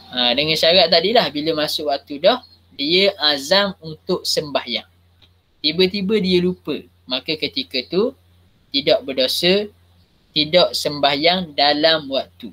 Tak dosa kalau dia sembahyang luar waktu. Masalah yang kedua dalam masalah nisyan ni, orang tadi tidur, tidur pula. Orang tadi lupa kerana dia buat perkara makruh atau perkara haram. Dia buat perkara makruh atau perkara haram. Dalam kitab biasa dia beri contoh perkara makruh main catur. Main catur. Kerana mazhab Syafi'i berpendapat catur adalah makruh. Jadi kalau sahabat-sahabat nak cari permasalahan hukum main catur, boleh tengok dekat biasanya dibahas sini. Sebahagian kitab bahas sini lah, sebahagian kitab. Jadi dia kata, okey contoh bila masuk waktu dah. Bila masuk waktu, bila masuk waktu, kita pun lupa. Okey, situasi nisyan ni akan dibincangkan dalam masalah masuk waktu dah. Okey, bila masuk waktu kita pun lupa. Niat dah kita pun main catur, sampailah keluar waktu. Maka hukum main catur tadi haram. Hukum main catur tadi asal makruh jadi haram. Dan sembahyang di luar waktu, lupa sembahyang di luar waktu kerana bermain catur, hukumnya adalah haram dan wajib diqada segera. Boleh? Sama juga dengan situasi kalau dia tinggalkan sembahyang kerana melakukan perkara yang haram, na'udzubillahi min zalik, maka ketika tu hukum haram tadi yang pertama, haram dengan sebab buat benda tu. Yang kedua, haram dengan sebab buat tadi tu. Yang pertama tadi haram kerana diri perkara haram tu. Yang kedua, haram kerana dengan sebab buat benda haram tu, dia sembahyang di luar waktu. Tu. Okey, selesai. Dan 2 lagi keuzuran saya tambah sikit yang saya kata 4 tadi. Saya tak urang panjang lah. Yang pertama, yang ketiganya ialah jamak. Sembahyang jamak. Jamak takhir. Jamak takhir. Sembahyang jamak kerana kita akan sembahyang sembahyang zuhur dalam waktu asar. Kita tak sembahyang zuhur dalam waktu dia tu, kita akan sembahyang dalam waktu asar, jamak takhir. Yang keempat ialah dipaksa. Dipaksa dia ada syarat-syarat juga, saya kira tak perlu panjangkan di sini. Baik, selesai. Faslun fi syurutis solah. Syurutus solati samaniyatun. Samaniyatun ni di sinilah perkiraan musannaf. Syarat di sini syarat sah. Pengarang kita tidak menyebut syarat wajib. Boleh Syurutus salati samaniyatun. Yang pertama taharatul hadatsain. Suci daripada dua hadas. Hadas kecil dan hadas besar. Apa hadas kecil? Ingat formula. Kayak gini dia akan sebut kau. Perkara yang mewajibkan kita berwuduk. Nampak? Ataupun perkara yang membatalkan wuduk lah. Mudah kata. Bila kita melakukan perkara yang nawakidul wuduk dulu, maka itulah tanda kita tu hadas kecil. Adapun hadas besar, kita perkara yang menyebabkan wajib mandi. Tu hadas besar. Boleh. Wattaharatu anin najasah dan suci daripada najis fi thawbi pada pakaian. Najis di sini adalah najis yang tidak dimaafkan. Adapun kalau najis yang dimaafkan, ketika tu tak ada masalah, dimaafkan dalam sembahyang. Sebab najis ni ulama ada karang kitab khusus. Ada karang kitab khusus yang saya kira tak perlu panjangkan di sini. Sebab dia akan ada najis yang dimaafkan dalam sembahyang, tidak pada minuman. Najis yang dimaafkan dalam ni, tidak dalam ni. Ia panjang sikit tu. Kalau saya cerita tu pada waktu saja. Lepas tu taharah tadi wal badan. Dan juga suci pada badan, wal makan dan tempat. Okey, tempat sini yang dimaksudkan, okey, sebelum tu badan Badan ni ulama kata walaupun contohnya darah antara najis. Ni nak kena tahu. Ada budak syariah di satu universiti, dia tanya saya, betul ke ustaz darah ni najis? Dia tahu akhir jadi terkejut saya. Tidak tahu darah tu najis. Baik, sebab tu tak boleh main dengan darah. Tak boleh main saja-saja dengan darah. Ambil darah letak dalam gelas, kucang-kucang dengan tangan, tu bermain dengan najis, hukumnya haram. Maksudnya kita sentuh najis tanpa apa-apa hajat, hukumnya haram. Ibarat kita ambil tahi, pegang, duk golek-golek gitulah, sama dah. Lepas tu di sisi mazhab Syafi'i, haram menyentuh babi ataupun anjing kerana berpindahnya najis. Sebab tu ulama perincikan lagi. Kalau kita yakin berpindah najis dengan sentuhan tadi, maka haram kita sentuh. Kalau kita rasa berkemungkinan tapi tak yakin, maka ketika tu hukumnya makruh, tidak haram. Kalau tadi kalau yakin hukumnya haram, kalau tidak yakin hukumnya makruh. Okey, selesailah. Ala kulli hal ditegah. Baik, badan di sini termasuk dalam hidung. Ulama kata termasuk dalam hidung. Maka darah hidung, kalau darah hidung ia kena suci dulu pendarahan dalam hidung tadi sebelum daripada sembahyang. Lalu orang tanya, dah kalau gitu kita cabut gigi. Cabut gigi nak sembahyang, darah dalam mulut nampak? Lepas tu kena hilangkan tak? Tu dimaafkan. Boleh? Tu dimaafkan kerana susah nak hilangkan. Ini disebut oleh Imam Ibn Hajar dalam Tuhfah. Bila itlaq Tuhfah dalam mazhab Syafi'i kena pada Tuhfatul Muhtaj. Dia ada kitab ni, dia ada kaedah dah. Kalau itlaq nihayah dalam kitab fiqh kena Nihayatul Muhtaj Imam Ramli. Tapi dalam hadis nihayah lain pula. Ia tak ada sama. Kita tengok lapangan ilmu yang kita duduk.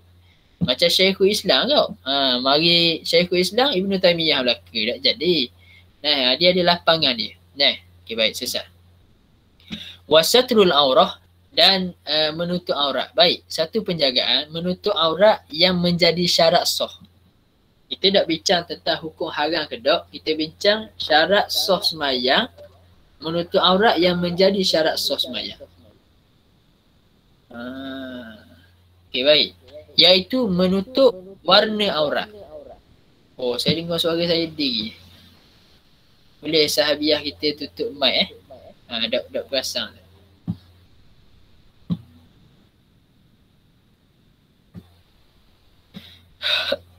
Menutup warna aurat boleh ni izian mardiyah.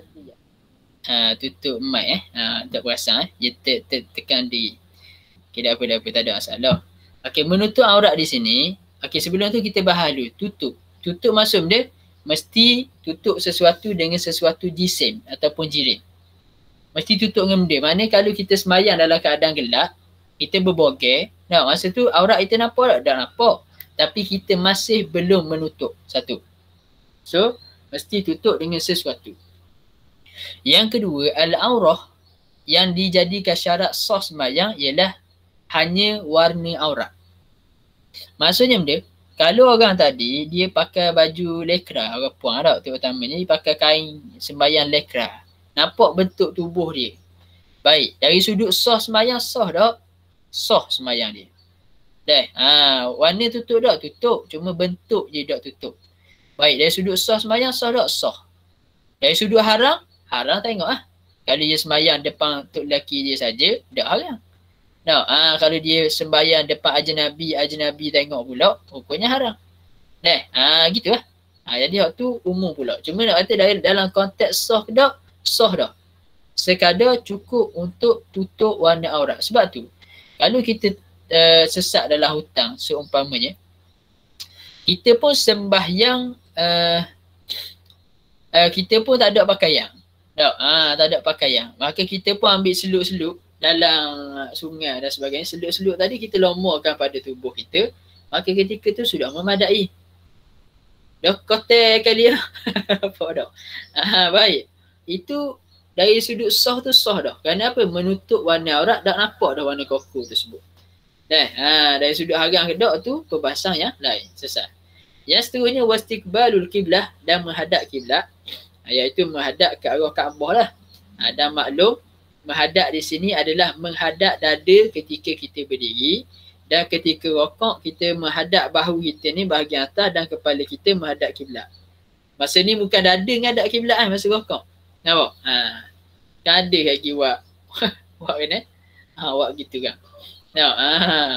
Dan ketika sujud, belakang tubuh kita ni menghadap kiblat. Ni belakang sikit ni. Belakang tubuh kita ni menghadap cotak ni. Masa sujud kan. Masa tu dada kita menghadap mana? Dada kita menghadap bawah lah. Tu. Dan hubung-hubung kita yang menghadap ke arah kiblat. Okey, selesai.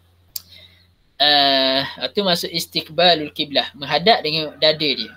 Al-kiblah Mekah ataupun Kaabah lah, silap Mekah pula. Kaabah. Dan ulama bincang, anda kata Kaabah tadi tu dialih ke tempat lain. Orang panggil kotak Kaabah tu dialih ke tempat lain. Maka kita nak menghadap ke mana? Nak ikut kotak Kaabah ke kan? Maka jawabnya hadap juga ke jihah Kaabah tadi. Jihah maksudnya arah Kaabah tadi juga. Bukan ikut kotak Kaabah tu, ikut tempat Kaabah tu ada dah. Sebab bukan kita sembah kotak Kaabah. Dah apa ngadap situ? Sebab Tuhan beritahu kita hadap situ. Tu jawapan dia. Sebab orang-orang yang agama lain tanya kau, dah mu kata dah boleh sembah, aku dah boleh sembah patung, dah mu sembah Kaabah. Mu sembah Kaabah. Mu mayam, mu sembah dinding. Apa tak? Nak jawab benda. Mampu keras kita. Maka kita jawab, itu bukan kita sembah, kita ikut perintah. Tuhan suruh arah ke arah tu, kita arah. Kalau Tuhan suruh arah ke arah benda, ke arah Terengganu, arah ke arah Terengganu. Tapi masalahnya dok gitulah. Baik, selesai. Yang seterusnya wadukhulul waqti dan masuk waktu. Masuk waktu ni maklum saya sebut tadi, kalau sembahyang di luar waktu secara sengaja hukumnya haram dan dosa besar. Takdim sembahyang sebelum masuk waktu hukumnya dosa besar. Hukumnya haram dan berdosa besar. Baik. Masuk waktu ni perbahasannya agak panjang. Dia ada masuk waktu dengan jalan ijtihad. Dengan jalan zon adalah perbincangan ala kuliah. Lalu kita tengok jang yang kita ada sekarang ataupun dengar khabaran muazzin, kedua-duanya sah.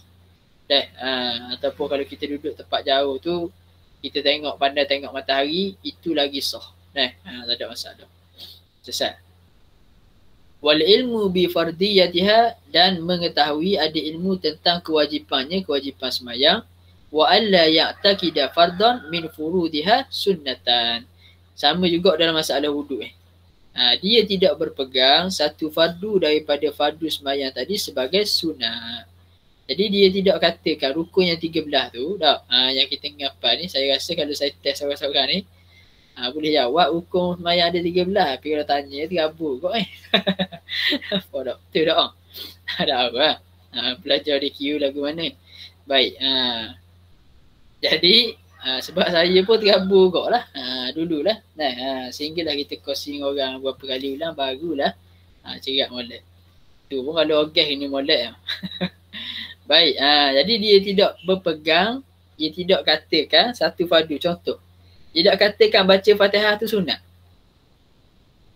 Kalau dia kata dia tentukan baca Fatihah tu sunat, maka sembahyang orang tadi tidak sah. Okay, sama masalah dalam bab syarat wuduk itu, syarat sah wuduk, ada beberapa step. Kalau orang tadi menentukan fardu itu sebagai sunat, dia tentu ketika itu sembahyang dia tidak sah dan terbatal sembahyang. Yang kedua, Allahumma salli ala sayyidina Muhammad. Yang kedua,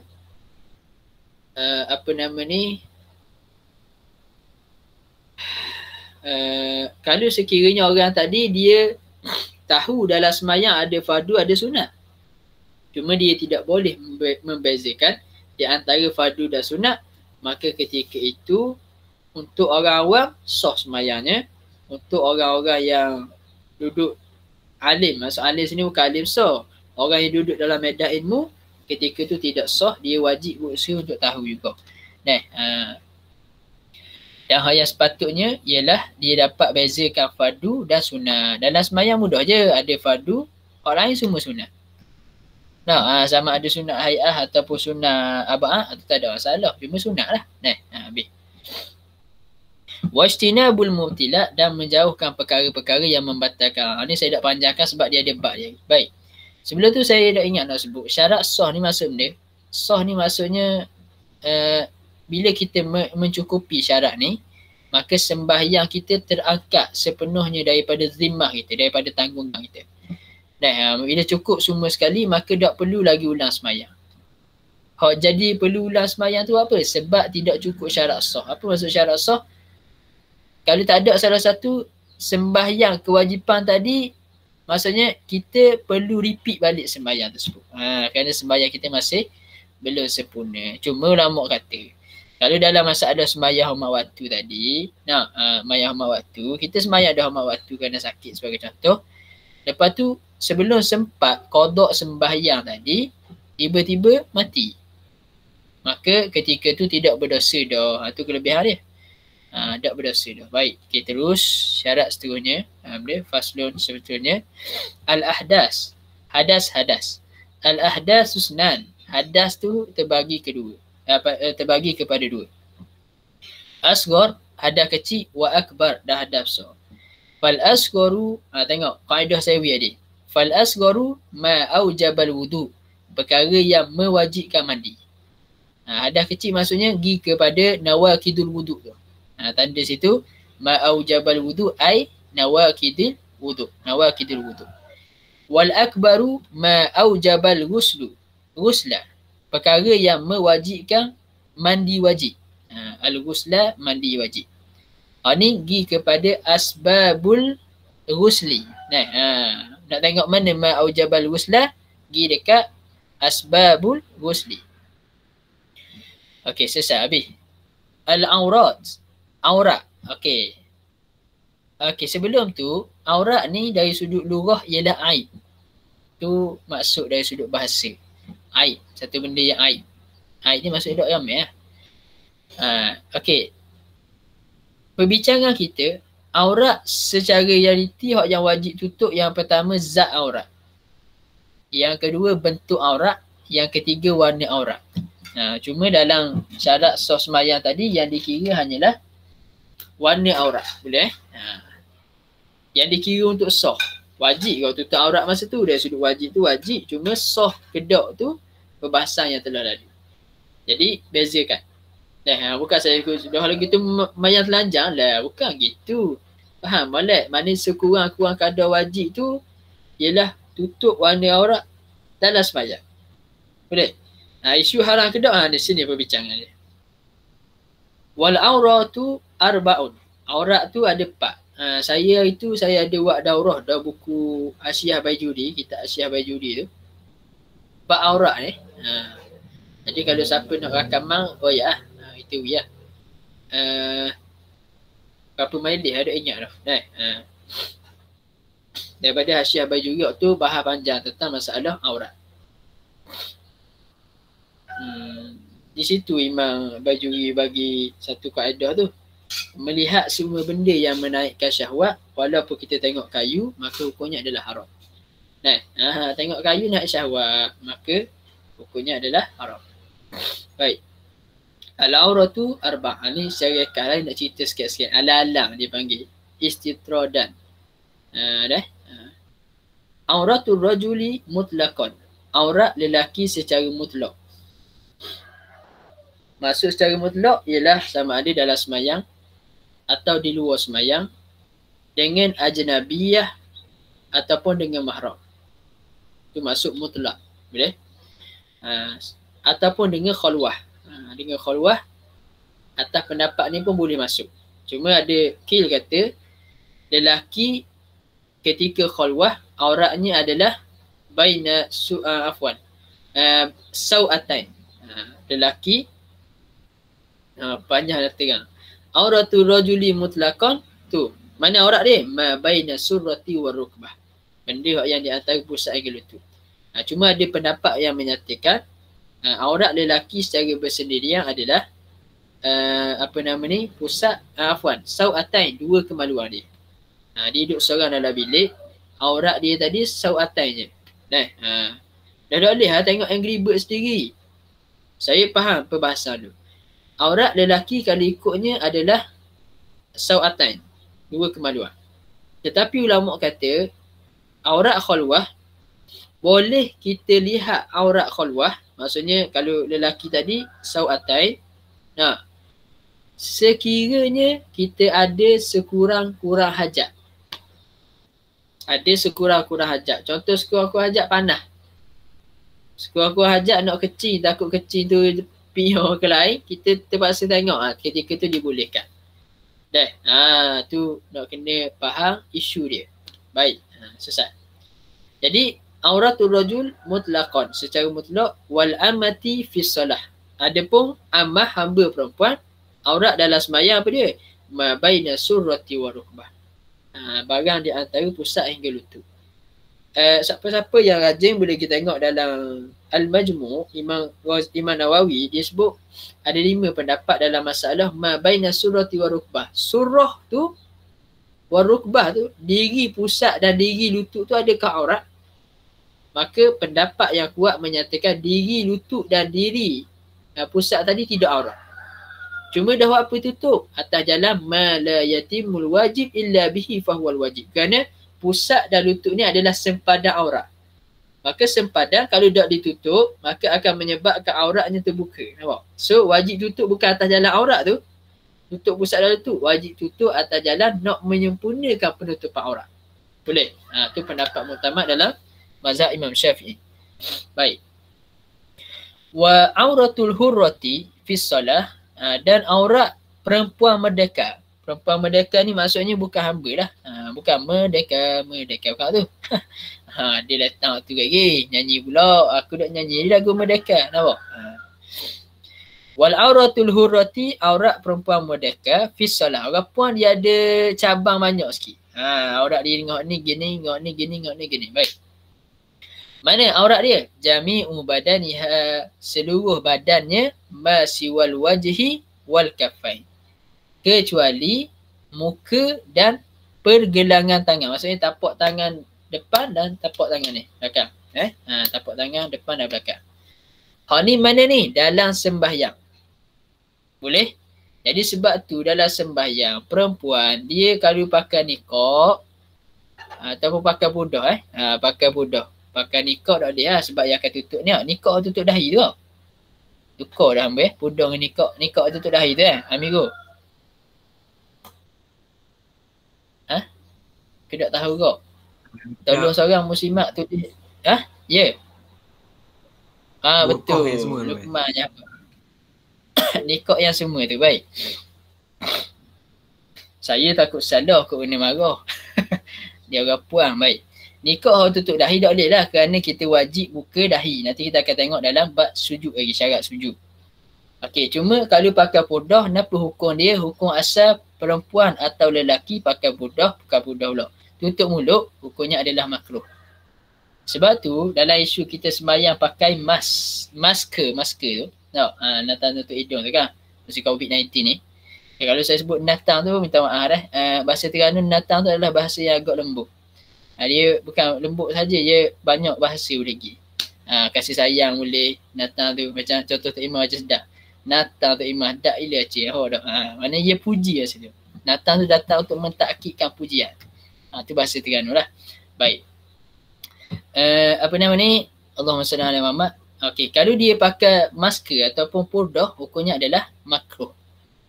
Dalam semayang Kecuali orang puang, kalau orang lelaki tengok rebah belaka, tu baru boleh dia pakai purdah dalam semayang. Nampak? Bawa fitnah orang lelaki jadi gila babi tu. Nampak tak? Tak keruang.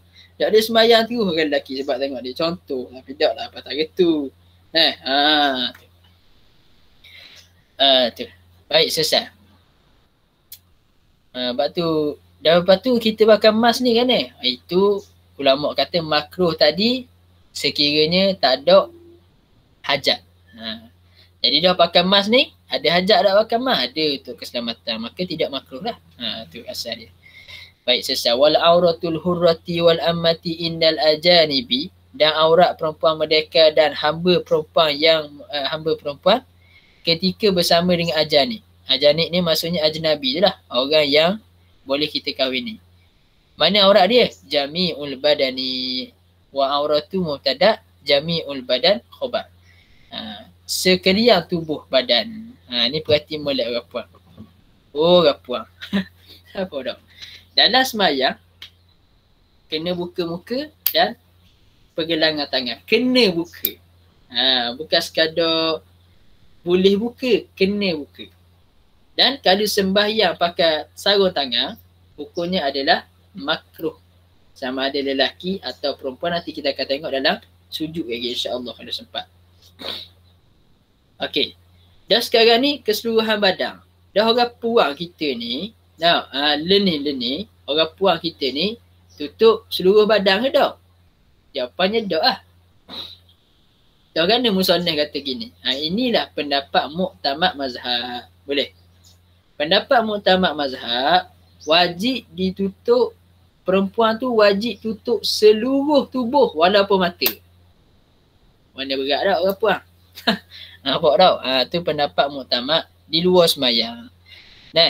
Sebab tu bila kita tengok gitu, jadi sepatutnya orang puang tidak akan keluar banyak lah. Pasal tak tahulah rimah ke tak tu tutup daka tu. Tu sepatutnya pendapat muktamad mazhab Imam Syafi'i. Cuma ada pendapat yang kedua dalam mazhab Syafi'i yang disebut dalam kitab-kitab Hasyiah yang menyatakan bahawasanya boleh kita aurat perempuan merdeka di sisi ajnabi dia adalah seperti aurat dalam semayang. Maksudnya boleh buka muka dan pergelangan tangan. Okey, sebelum kita pergi kepada pendapat kedua, kita nak faham pendapat pertama dulu. Perempuan ketika berhadapan dengan ajnabi ataupun keluar di tempat yang kemungkinan ajnabi ada, walaupun masa tu ajnabi tak ada, tapi kemungkinan ajnabi ada, maksudnya tempat umum ataupun di luar rumah dan sebagainya, wajib dia tutup seluruh tubuh. Okey, kewajipan kita lelaki pula, haram kita tengok perempuan tadi seluruh tubuh dia, walaupun muka dan tapak tangan, walaupun kita tak berlaku fitnah dengan sebab tengok tersebut. Ni pendapat muktamad. Boleh. Tak fitnah pun. Tapi tak boleh juga lelaki melihat kepada wajah perempuan tersebut. Baik. Sebab tu bila pegang pendapat muktamad ni, dia akan bincang isu kalau kita nak korang. Nak kahwin orang. Syaratnya nak tengok muka perempuan ni, sahabat-sahabat lelaki dah sawak sikoh kan. Bukan sikoh. Memang sikoh tapi panduan syaratnya sikohnya gini. Sikohnya gini. Kita boleh tengok kepada banat, tapi sebelum kita tengok tu kita niat dulu untuk cari pasangan isteri. So masa tu dia haruskan kita lihat muka dan pergelangan tangan. Nampak? Gitu maksud dia. Tapi kalau kita tak niat, maka kita melihat muka perempuan tadi dikira sebagai maksiat. Gitu dah tak ada tujuan. Kecuali ada tujuan beli dan sebagainya, tu soal yang lain yang kita kena bahas panjang dalam masalah aurat pula. Baik, sesat. Jadi pendapat yang kedua dalam mazhab Syafi'i iaitu boleh kita perempuan boleh membuka dan juga pergelangan. Kata Imam Bajuri rahimahullah, boleh kita taklid pendapat yang kedua ini kerana banyak sangat hari ni perempuan-perempuan berjalan di pasar-pasar dan di merata tempat lah. Jadi boleh taklid pada pendapat yang kedua. So tak perlulah syadid sangat dalam masalah ni. Siapa kata mula tutup dan sebagainya kerana ada pendapat yang kedua. Dan pendapat tadi tu dah dijadikan fatwa. Syekh Bajuri, Imam Bajuri yang akan saya baca kitab dia pada petang ni tu, bab mai sunat tu. Dia ni antara kaedah yang digunakan bila perkara tadi menjadi umum balwa, maka hukum yang asalnya haram menjadi harus. Mengikut kadar-kadar lah. Contoh tadi, buka muka. Kalau ikut kaedah mazhab, muktamad, kena tutup muka. Muka-muka tu aurat bagi perempuan. Maka dah jadi umum balwa ketika tu dan ada dalil yang menyokong ketika tu boleh pakai pendapat yang kedua. Tak ada masalah. Baik. Wa inda maharimiha, dan di sisi mahramnya. Okey, ni perempuan lagi. Wa inda maharimiha atau pada tadilah. Wa auratul hurrah wal amati inda maharimiha. Boleh. Wan nisa. Di sisi perempuan-perempuan mahram dan di sisi di sisi mahramnya. Mahram maksudnya orang yang dia tidak boleh kahwin ni. Takrif mudah gitulah. Takrif panjang dia bincang lagi. Sebab isteri Nabi tidak boleh kahwin kau. Tapi bukan mahram kita. Nampak tak? Tu perbincangan panjang lagi lah. Cuma takrif mudah. Lagi ada kritik lagi. Ke bawah. Takrif mudah. Di sisi mahram dia apa dia? Dan di sisi perempuan lain, ma baina surrati war rukbati. Okey, sahabat-sahabat boleh tanda sikit perempuan di sini dengan maksud perempuan muslimah. Perempuan di sini adalah muslimah, orang Islam juga, orang puan Islam. Iaitu aurat perempuan Islam dengan perempuan Islam adalah ma baina surrati war rukbati. Dan ini ni kalau tak ada fitnah lah. Macam contoh aurat kita dengan mahram tu. Cuba bayang kalau adik puang kita duk pakai boxer saja di rumah. Duk pakai benda lain. Zaman kita ni berat. Jadi bukan suruh orang puang pakai boxer saja dah. Maksudnya kalau terselok ke apa ke, ketika tu tidak berdosa. Maksudnya gitu. Tu ketika tu tidak berdosa. Cuma kalau benda tu bawa fitnah macam sekarang ni, zaman fasad. Zaman rosok ni. Maka ketika tu benda tadi perlu dihati-hati dan perlu diambil kira lah. Sebab ada fitnah maka ketika tu perlu ditutup, dipanggil guna aurat mehnah. Okay. Saya kaitkan dengan an-nisa di situ perempuan Islam kerana aurat perempuan Muslim dengan perempuan kafir ada dua pendapat. Saya tambah sikit. Aurat perempuan Muslim dengan perempuan kafir ada dua pendapat. Pendapat pertama menyatakan aurat perempuan Muslim dengan perempuan kafir ialah seluruh tubuh macam lelaki tadi. Aurat perempuan Muslim dengan perempuan kafir sama seperti aurat perempuan Muslim dengan lelaki ajnabi. Tu kunci dia. Sama tu. Ataupun pendapat yang kedua menyatakan aurat perempuan Muslim dengan perempuan kafir adalah aurat mehnah. Dipanggil aurat mehnah ataupun aurat khidmah. Maksudnya aurat ketika kita bekerja. Aurat ketika seorang perempuan tu buat kerja. Bukan kerja luar tu dah. Maksudnya dia buat kerja rumah. Biasanya kawasan mana dia akan buka. Maksudnya dia akan pakai seluar, pakai t-shirt tau. Dia akan lenang dalam rumah kan. Maka tu aurat di sisi orang kafir. Mana tak boleh buat ma baina surah wa rukbah itu. Jangan pakai boxer itu dengan orang perempuan kafir. Bahaya. Yang bukan sekadar bahaya, hukumnya haram lah. Baik. Lepas tu nak pakai pendapat mana? Maka kata ulama, tengok kalau perempuan kafir tadi yang kita tidak kenali. Maksudnya kita pun dah ahuri latar belakang dia baik ke jahat. Maka ambil pendapat yang pertama saya sebut tadi iaitu sama seperti aurat lelaki. Adapun kalau perempuan kafir tadi tu kita kenal dah. Kita kenal dah, kita pun tahu dia ni bukan orang yang jahat. Ketika tu boleh pakai pendapat yang kedua yang menyatakan aurat mehnah. Okey, baik, terus. Bismillah. Fasal seterusnya. Faslun fi arkanis solah.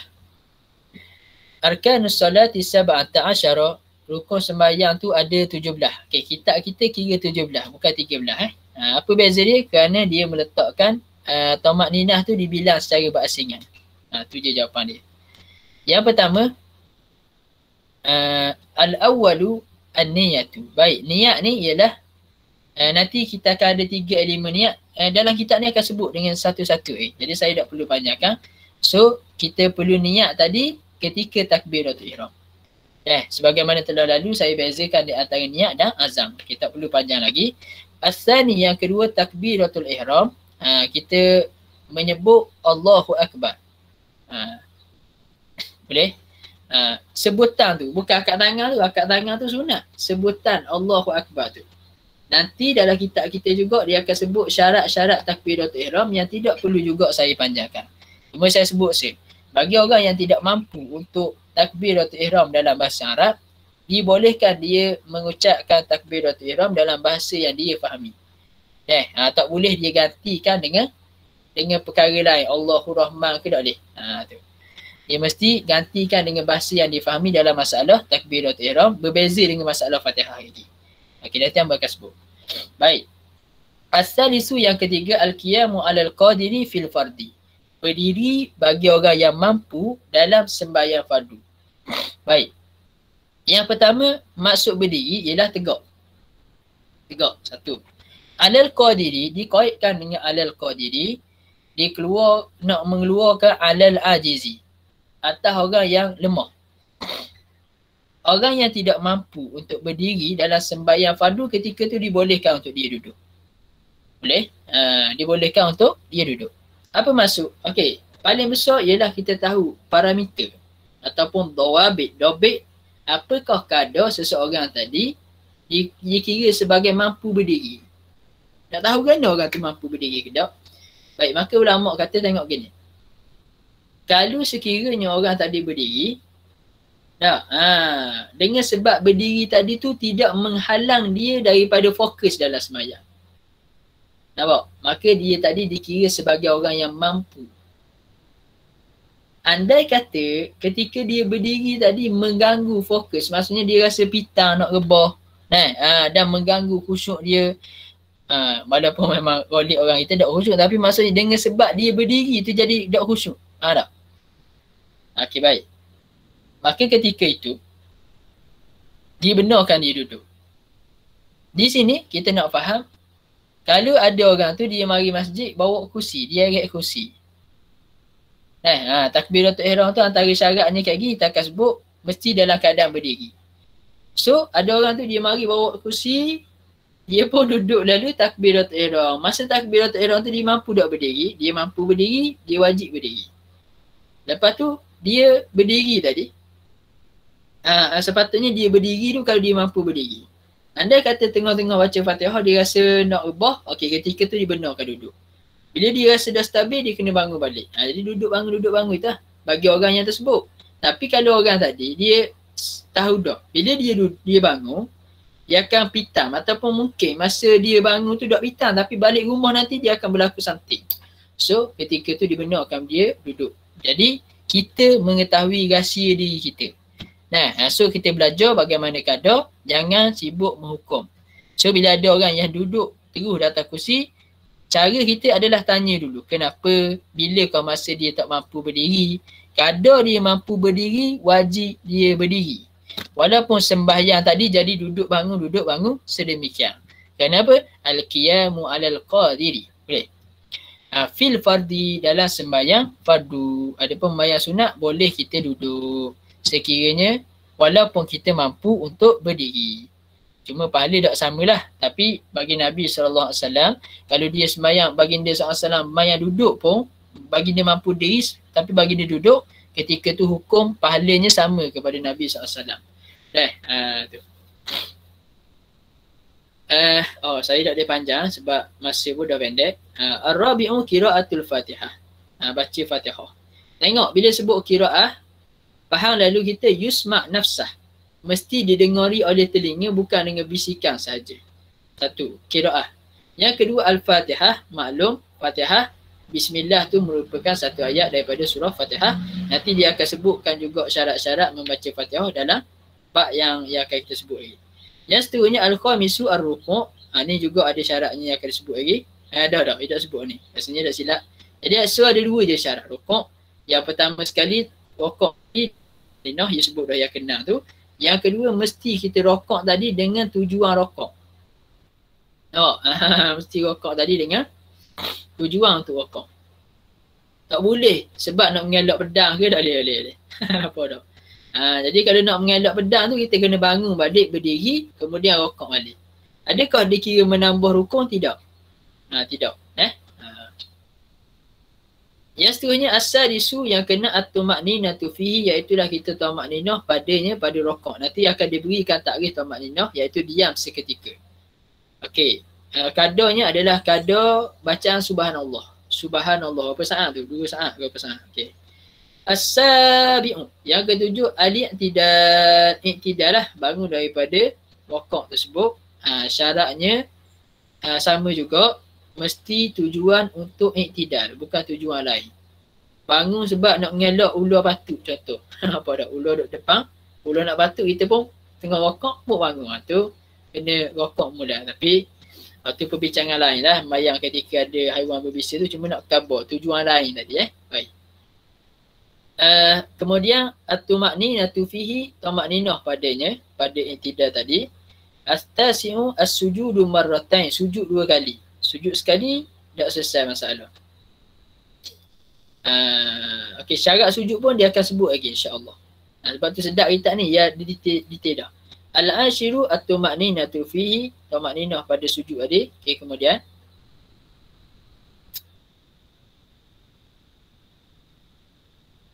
al-hadiya asyara, yang ke-11 ialah al-julusu baina sajdatain, duduk antara 2 sujud. Bila sebut julus, mana-mana bentuk duduk adalah dibenarkan. Nampak? Orang tanya kita, boleh tak duduk bersila ketika duduk antara 2 sujud? Maksud boleh ke tak tu sah ke tak? Jawapannya sah. Cuma hak afdal je lah. Hak kita bahas afdal ke tak, itulah timbul perbincangan tentang duduk macam kita duduk sekarang. Macam kita duduk dalam semayang tu lah. Baik. As-thaniya asyara at-tumakninatu fihi, tumakninatu fi julus baina sajdatain. As-thalisa asyara at-tasyahhudul akhir. Tengok. Tasyahud awal tidak masuk dalam rukun. Tak masuk dalam rukun. Ar-rabi'a asyara al-qu'udu fihi. Tasyahud akhir tu mesti dilaksanakan dalam keadaan duduk. So kalau kita tasyahud akhir dalam keadaan berdiri, tidak sah tasyahud akhir kita tadi. Baik. Al-khamisa asyara as-salatu ala Nabi sallallahu alaihi wasallam. Selawat kepada Nabi sallallahu alaihi wasallam. Nanti dia akan sebut kadar paling kurang kadar paling kurang apa semua dia akan sebut Baik. As-sadisa asyara as-salamu, juga akan dibincang tentang syarat-syarat salam lagi. As-sabi'a asyara at-tartibu, tertib lah maklum. Okey, faslun. Fi niyati as-solah. Waktu 9.45. Kita buka soalan dulu tak? Betul tak? Okey. Jadi ni kita sambung sesi selepas ni insya-Allah. Jadi hamba buka kepada soalan kalau ada. Daripada Encik Faiz. Macam mana nak sucikan phone yang kena najis? Terkena najis, contoh air mazi. Sudah. Bagai payah ni. Telefon tu wish saya lah mudah. Telefon tu wish saya biar saya buat. Lepas tu bayaran je lah pemilikan telefon tu sendiri. Susah juga nak jawab tu. Baik, sekarang ni telefon tu wajib tak kita sucikan dia? Jawapannya tak wajib. Kerana kita tak akan bawa, melainkan kita nak bawa telefon tu dalam semayang. Nampak? Melainkan kita nak bawa telefon tu dalam semayang, ataupun kita bimbang telefon tadi akan berpindah najis. So susah jugalah. Cara tu susah juga. Boleh lock, tapi lock pun tidak menyelesaikan masalah tersebut. So daya bawa lah telefon tu dalam sembahyang. Mudah cerita gitulah. Ataupun telefon tadi ketika sembahyang letak depan tu. Sebab kita sujud, pertentangan antara, nanti saya akan sebut dalam masalah sujud, tapi ala-ala tu saya sebut adalah pertentangan, maksudnya tidak terkena kawasan sujud ni, ketika tu tak ada masalah. Jadi kita letak di situ, selesai masalah kita. Kita tidak dikira sebagai menanggung najis. Susah juga jawapan tu. Okey, yang kedua kan di sekolah, pelajar masuk tandas guna kasut dan masuk kelas tanpa buka kasut. Sekiranya barang kita jatuh di atas lantai kelas, adakah barang itu bernajis? Barang dia, saya tak faham sikit soalan ni. Apa jadi barang tu bernajis? Boleh Encik Faiz tolong jelaskan sikit, saya kurang jelas soalan kedua. Okey, sambil tu kita baca, tengok bagaimana nak sentuh luka gigitan anjing. Gigitan anjing, bagaimana nak sentuh? Sebab dia berdarah. Sebab dia berdarah. Masalah ni saya tengok semula. Saya tak berapa ingat masalah sentuh gigitan anjing. Nak jawab juga boleh, kita reka lah. Jadi reka dalam mengajar ni adalah haram. Dia tak boleh lah buat kerja gitu. Jadi kalau sahabat-sahabat jumpa ustaz yang kalau tak dia jawab, ikan pun tak dia jawab. Tu jangan lepaskan ustaz tu. Jadi kalau ustaz tu serba-serbi boleh jawab, walaupun salah tu tinggal. Walaupun ustaz tu popular, boleh. Tu kaedah penting lah.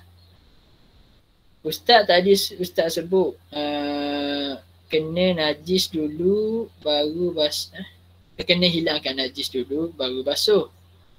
Contoh, kalau nak hilangkan najis unta, macam mana nak hilangkan najis supaya tak ada warna, bau dan rasa sebelum basuh dengan air? Sebab biasa bau tu memang susah nak hilang kalau tak pakai air. Dan sekarang ni hilangkan zat najis tu. Hilangkan tongkolan najis tu. Lepas hilangkan tu, baru digonyos-gonyosnya. Ambil beruh ke apa, digonyos-gonyos. Lepas tu barulah kita mengalirkan air. Itu. Orang Mesir punya budak kampung ni. Geng-geng main unta ni. Mesir ke mana ni? Jordan ke mana? Okey, Muhammad Hafizuddin. Macam mana keadaan orang yang badannya berjerawat dan kalau pecah tu boleh jadi darahnya keluar banyak atau sikit dan sampai kena pakaian ketika solat atau sebelum nak solat jemaah? Baik. Isu jerawat pada muka, pendapat muktamad mazhab Syafi'i disebut dalam antaranya dalam Umdatus Salik. Boleh kita tengoklah. Kitab lain pun ada, cuma yang beringatnya dalam Umdatus Salik ada disebut. Dan boleh tengok pada syarahnya, hasyiah dia Fathul Wahhabul Malik. Syekh Taha dia ada bahas masalah ni. Dia kata masalah jerawat, kalau tubik darah sikit atau banyak dimaafkan. Dengan syarat pecah jerawat tadi tu bukan dengan sebab kita buat. Bukan kita pergi pecek dengan mayang. Okay, selesai. Okay. Ada soalan tu tadi. Sahabat kita Ustaz Ahmad Faiz tadi. Saya tak faham nombor 2 tu. Barang apa jatuh? Ke barang yang lalu jangan dikenang kenapa ni? Okay, ada ke soalan? Dia dalam masalah jerawat, satu lagi masalah Allahumma salli ala sayyidina Muhammad. Biasanya orang akan tanya masalah ni, tangan kita ia timbul gelembung, apa tak? Gelembung. Lepas tu ada air dalam. Air bisu orang panggil tak? Kerana panggil air bisu. Orang lain saya tak tahu ataupun bahasa tu bahasa surat dah ke, wallahualam. Jadi air bisu tu dalam gelembungan tangan kita tu ada air. So tu masalah tu ia lain sikit daripada isu jerawat ni. Air tadi, ini soalan antara popular lah biasa timbulnya. Air tadi nak tengok dia tadi bernajis atau tidak. Kalau dia pecah tadi, cuba kita bau. Kalau dia tadi berbau dengan bau yang agak busuk, maka itu najis lah maknanya. Kalau kita bau tadi tu tak busuk, maka air bisu tadi tidak najis. Okay, ada lagi. Macam mana? Sedap ni.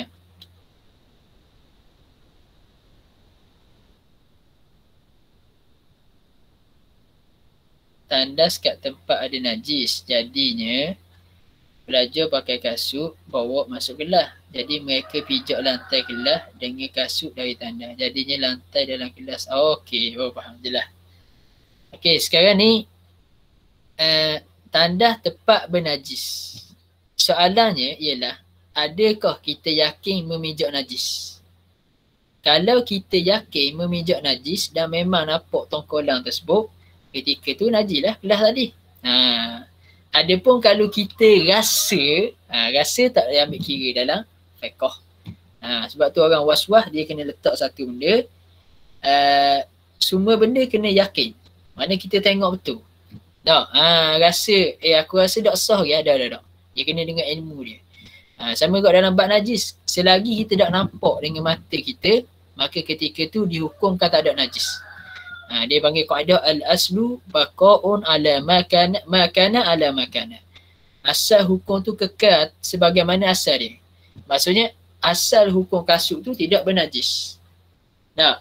Walaupun ada kemungkinan tidak dikira sehinggalah datang yakin.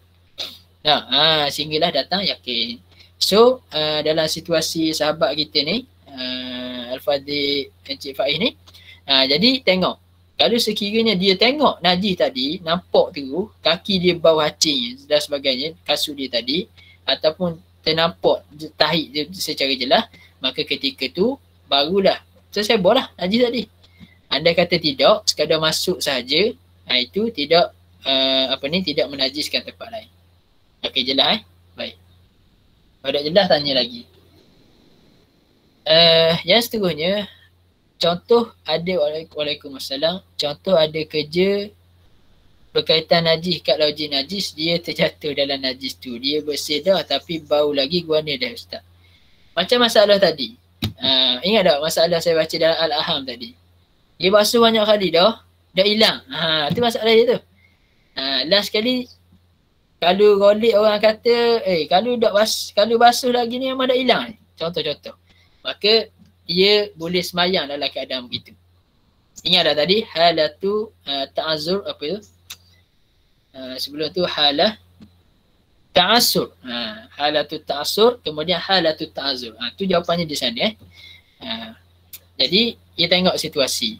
Dia basuh tu kan kita kata tadi, awal-awal kena basuh sekali. Kalau dah hilang 2 kali, kalau dah hilang 3 kali. Baik. Kalau lepas 3 kali tu dah hilang juga, tu perincian halatu ta'assur. Keadaan yang susah ni. Tu cerita dia. Jadi orang tadi jatuh dalam logik najis. Okey, yang pertama dia ada situ ada 2 soalan. Dia kerja berkaitan dengan najis. 1. Saya sebut tadi, hukum asal bermain dengan najis adalah haram. Jadi sekarang ni dia tu kerja tak ada masalah. Jadi tak haram. Memang kerja dia menguruskan. Cumanya mustahil bagi seorang nabi bekerja sebagai berkaitan dengan najis ni. Sebab tu kalau kita tengok dalam kitab-kitab Syarah Syama'il, dia akan bahas mustahil bagi seorang nabi jadi kerja tukar bekang. Sebab main darah. Tu faedah sikit. Baik. So soalan seterusnya, dia tadi basuh, jadi tengoklah kalau bau saja memang dia wajibkan hilang yang lain. Kalau tinggal hanya bau, ketika tu dia sah dah. Cuma lepas tu dia hilangkan lah. Tu dengan syarat kalau dia dah basuh guna sabun apa semua sekali, masih belum hilang. Jadi sah dah, dia boleh sembahyang dalam keadaan tersebut. Okey, terima kasih, jelas. Tak ada dah rasa. Tapi masih ada baki 4 minit lagi. Ada lagi? Satu soalan lagi. Boleh Ustaz jelaskan isu sentuh anjing yang berlaku dulu? Adakah dosa atau tak? Okey. Isu sentuh anjing. Dalam mazhab Imam Syafi'i, anjing hukumnya najis. Sebagaimana kita telah lalu kita sebut al-mughallazatu an-najasatul kalbi. Kan tadi kan? Ni matan ni molek ngapa sahabat kita ada ngapa Quran dah. Lepas tu ngapa matan ni pula? Kerana setakat pengalaman saya peribadi, banyak masalah yang ditanya, sebahagian besarnya terjawab dengan safinah dan huraian dia. Kerana safinah ni adalah kunci yang sangat penting untuk pemula bagi fiqh. Jadi ngapa safinah? Okey. Jadi isu sentuh anjing saya sebut, pengarang dah sebut tadi rahimahullah. Dia kata najis anjing ni merupakan najis mughallazah. Jadi di sisi mazhab kita Imam Syafi'i rahimahullah, menyatakan seluruh tubuh anjing termasuk air liur dia adalah najis. So, kembali pada kaedah hadis. Sengaja menyentuh anjing adalah haram. Okey, pegang kaedah umum dulu. Baik. Yang kita katakan haram tadi, haram keadaan yang macam mana? Sentuh yang macam mana? Baik. Maka ulama pergi pula kepada dua pecahan. Yang pertama, makruh. Yang kedua, haram. Makruh bila? Apabila berkemungkinan najis berpindah. Contohnya, kedua-duanya kering. Tangan kita kering, anjing tu kering. Maka ketika tu ada kemungkinan tak berpindah najis? Berkemungkinan. Nampak? Dah kan anjing tu kan najis. Berkemungkinan. Hukumnya makruh. Sekiranya dua-dua tadi kering. Adapun masalah yang kedua, haram. Mana? Sekiranya berpindah, diyakini berpindah najis. So, nak tahu macam mana berpindah najis, ulama' dah letak satu dhabit, satu parameter, iaitu salah satu daripada antara kita atau anjing tadi lembab atau basah. Apabila kita bersentuhan, maka najis dikira berpindah apabila salah satunya lembab. So, kalau sekiranya tangan kita lembab, cuma berapa orang tok guru di Malaysia dia kata garisan khatulistiwa ni menyebabkan walaupun kita tak rasa basah tangan kita, sebenarnya tangan kita lembab. Oleh sebab itu, kalau kita pegang anjing walaupun anjing tu kering, maka diyakini akan tersebar najis tadi, berpindah najis. Maka difaham daripada keadaan sekarang ni, keadaan di Malaysia khususnya, maka menyentuh anjing boleh membawa kepada haram kerana diyakini berpindah najis. Boleh gitu. Adakah dosa ke tak? Dah, bila diyakini berpindah najis, hukumnya haram. Haram, maksud dia apabila kita buat dosa wajib kita tinggal. Itu maksud haram. Jadi dosa lah jawapan ni. Nama lain bagi dosa, nama lain bagi haram adalah dosa. Nama lain bagi haram adalah maksiat. Jadi orang duk sebut jangan buat maksiat tu, jangan buat benda haram. Okey. Comel tu soalan tu. Okey. Ada lagi? Okey, pukul 10 dah tuan pengurusi. Padahal tak? Ada lagi ke? Kalau ada boleh satu lagi sebelum kita menutup tirai. Kalau tak ada, kita boleh pergi buat kerja tak ada. Okey, tak ada. Daripada saya sekadar tu dulu. Yang salah dan silap tu boleh betulkan balik. Wallahualam, saya serah pada tuan pengurusi majlis. Alhamdulillah, terima kasih banyak-banyak diucapkan kepada Ustaz Abdul Latif atas penerangan tentang kitab Safinah sebentar tadi. InsyaAllah kita akan rehat sehingga 10.30. 10.30 kita akan sambung sampai pukul 12.